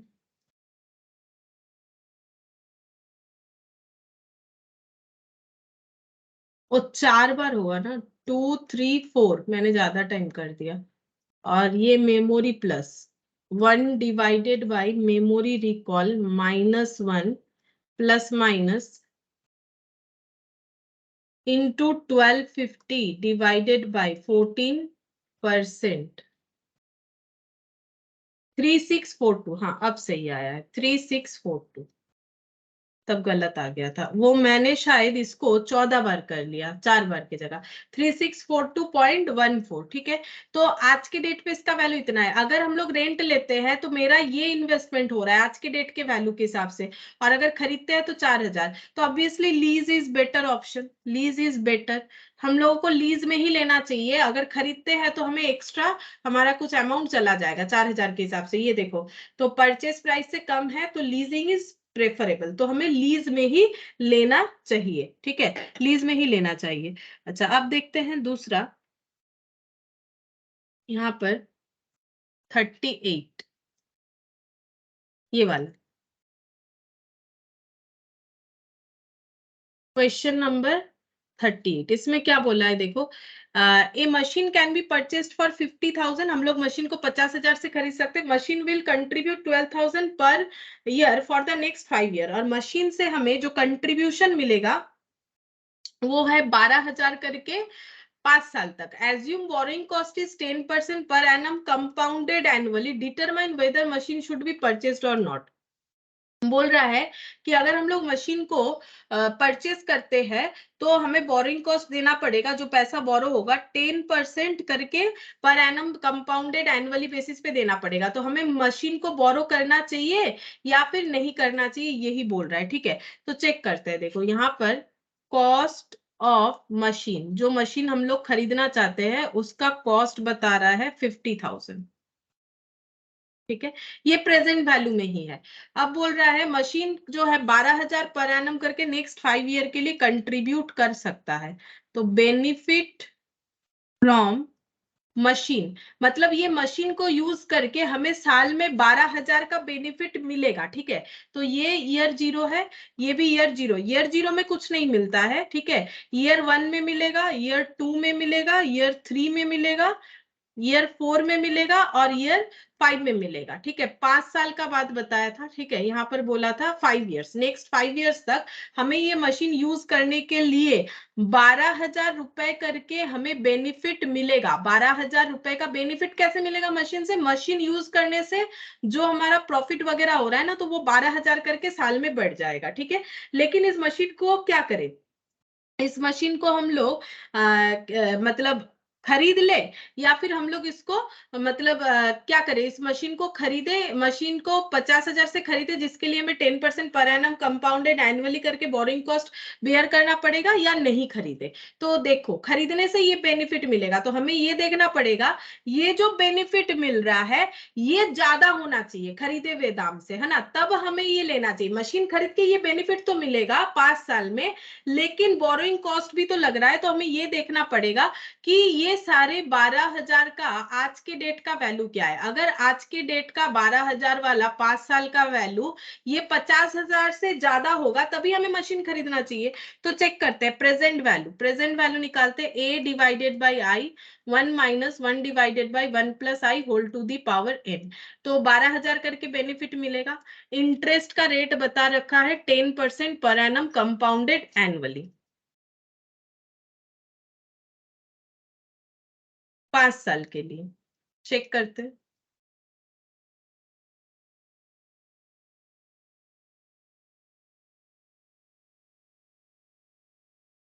Ten divided by 100 plus 1, 2 3 4 5।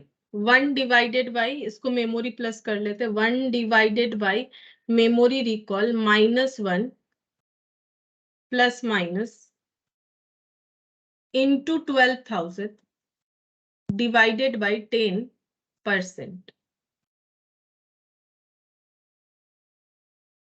45,489.441 इतना आ रहा है। तो कंपेयर करते हैं, अगर मशीन को परचेस करते हैं तो 50,000 रुपए आज देने पड़ेंगे और 5 साल में उससे इतना बेनिफिट मिलेगा, तो हमें मशीन को परचेज नहीं करना चाहिए। क्यों नहीं करना चाहिए? 50,000 इन्वेस्ट करके अगर उसका रिटर्न इतना ही हो रहा है, वैसे तो 12,000 करके 5 साल का देखोगे तो 60,000 दिखता है, बट टाइम वैल्यू मनी भी तो कुछ मायने रखता है। ये 12,000 कब मिल रहा है? 5 साल बाद भी 12,000, 4 साल बाद भी 12,000, 3 साल बाद भी 12,000। तो 12,000 का आज के डेट का वैल्यू क्या है? तो वो बोरिंग कॉस्ट के हिसाब से हम लोग चलेंगे ना, कि मार्केट में जो इंटरेस्ट चलता है वो तो हमारे टाइम वैल्यू मनी के हिसाब से ही चलता है। तो अगर ऐसे देखें तो प्रेजेंट वैल्यू के साथ कंपेयर करेंगे तभी ना कंपेरेबल होगा, अदरवाइज टाइम वैल्यू मनी का तो कोई मतलब ही नहीं बनता है। तो हम लोग को इस मशीन को बिल्कुल नहीं परचेस करना चाहिए, क्योंकि 5 साल पे वो उतना बेनिफिट देगा ही नहीं जितने से हम लोग खरीद रहे हैं। तो यहाँ पर लिखते हैं machine should not be purchased. तो हम लोग को मशीन परचेस करने का जरूरत मैम नहीं। इस केस में अगर मशीन का स्क्रैप वैल्यू रोज रह जाए तो अलग नहीं होएगा? हाँ, तब तो अलग होगा, तब हमारा कॉस्ट ये 50,000 से कम कर देंगे। अगर मान लो इसका स्क्रैप वैल्यू होगा 10,000, इस मशीन को बेच के हमें स्क्रैप वैल्यू 10,000 मिल जाएगा, तो हम लोग यहाँ पर इसका कॉस्ट को कम कर देंगे 10। तो यहाँ 10,000 कम करने से 40,000 से कंपेयर करेंगे, तब आंसर हो जाएगा कि हमें खरीदना चाहिए, क्योंकि बेनिफिट तो ज्यादा मिल रहा है, क्योंकि वो मशीन हमें स्क्रैप वैल्यू भी देगा, तो ये कॉस्ट को कम कर देंगे। फिर उसको क्या करेंगे? चेक करेंगे। लेकिन जब हम लोग स्क्रैप लेंगे ना, तो स्क्रैप तो हमें बताएगा मान लो 5 साल साल बाद का स्क्रैप बता रहा है, तो उसका भी हमें प्रेजेंट वैल्यू निकाल के ही यहाँ से लेस करना चाहिए। अगर स्क्रैप का बात होगा तो उसका भी प्रेजेंट वैल्यू निकाल के लेस करेंगे, क्योंकि ये 50,000 प्रेजेंट वैल्यू है और स्क्रैप हमें बताता है 5 साल बाद, 6 साल बाद जो भी होता है वो बताता है। तो स्क्रैप का भी हमें क्या निकालना पड़ेगा, प्रेजेंट वैल्यू। फिर इससे हम लोग माइनस करके ये बता पाएंगे कि एक्चुअली हमारा फिर कॉस्ट कितना लग रहा है। डायरेक्ट माइनस नहीं कर सकते, और अगर प्रेजेंट वैल्यू पे दिया हुआ है तो ठीक है, नहीं तो दिया हुआ नहीं है तो प्रेजेंट वैल्यू पे निकालेंगे तभी कंपेयर होगा, क्योंकि सारी चीजों को एक ही एट पर लाके ही कंपेयर कर सकते हैं। क्योंकि अलग अलग वैल्यू, 5 साल बाद अगर किसी को 10,000 रुपए मिल रहा है तो उसका आज का वैल्यू तो 10,000 होगा नहीं, कुछ और होगा। तो उसको हमें जो भी इंटरेस्ट रेट चल रहा है उससे चेंज करके यहाँ से फिर माइनस करेंगे, ताकि हमें ये पता चलेगा कि एक्चुअली हमारा कॉस्ट कितना हो रहा है। क्योंकि अगर हमें स्क्रैप रियलाइज्ड होगा तो कॉस्ट रिड्यूस हो जाएगा। फिर हम लोग फिर कंपेयर करेंगे, कंपेयर करके चेक करेंगे कि हम लोग का कौन सा बेनिफिट हो रहा है। फिर हम लोग डिसीजन देंगे कि हमें खरीदना चाहिए या नहीं खरीदना चाहिए। इस तरह से होगा। अच्छा, ये हम लोग का 38 नंबर हो गया। अच्छा, इसके बाद यहाँ पर क्वेश्चन नंबर 39 है। ये हम दे देते हैं, एक काम करते हैं, होमवर्क दे देते हैं, ठीक है। ये सेम इसी तरह से मशीन खरीदने के ऊपर है, यहाँ क्या हुआ है हम बता देंगे नेक्स्ट दिन। फिर इसके बाद हम लोग का जो भी बॉन्ड वगैरह, बॉन्ड परपेचुइटी, छोटा छोटा पॉइंट बाकी है, तो ये बता के देखते हैं कितना टाइम। ज्यादा टाइम नहीं लगेगा, हार्डली हाफ आवर लगेगा शायद मेरे हिसाब से जितना। क्योंकि मैंने क्या क्या बताया देखो, अभी तो मैंने सिर्फ लीज बताया, कैपिटल एक्सपेंडिचर भी बता दिया। कैपिटल एक्सपेंडिचर का मतलब है कि मशीन खरीदे या फिर रेंट पे ले, ठीक है। और लीज क्या करे, मतलब लीज ले या ना ले, इस तरह से। तो अलग अलग कैटेगरी होता है। लीज मतलब बड़े बड़े एसेट के लिए, कैपिटल एक्सपेंडिचर मतलब मशीन वगैरह के लिए। तो थोड़ा बॉन्ड बताएंगे नेक्स्ट क्लास में। और ये पॉइंट जो है ना, इसको अदर बोल के हेड कर लो, क्योंकि इसमें हमें थोड़ा सा नया फॉर्मूला सीखना पड़ेगा। जैसे इसमें देखो, हम लोगों ने कोई नया फॉर्मूला नहीं सीखा। Present value of annuity, future value of annuity, ये सभी से काम हो जा रहा है। लेकिन यहाँ पर जब करेंगे तो एक दो नया फॉर्मूला सीखेंगे, जिसमें से परपेचुइटी मैंने लास्ट दिन बताया था A/I, लेकिन डिटेल्स नहीं बताया था। मैंने बोला था जरूरत नहीं है, लेकिन कभी कभार आ जाता है एग्जाम में, तो थोड़ा सा बता देंगे कि कैसे इसमें डील करना है, ठीक है। उसके बाद हम लोग का टाइम वैल्यू मनी खत्म हो जाएगा, मतलब नेक्स्ट क्लास में कंफर्म खत्म हो जाएगा हम लोग का टाइम वैल्यू मनी। ठीक है, फिर आज इतना ही करते हैं।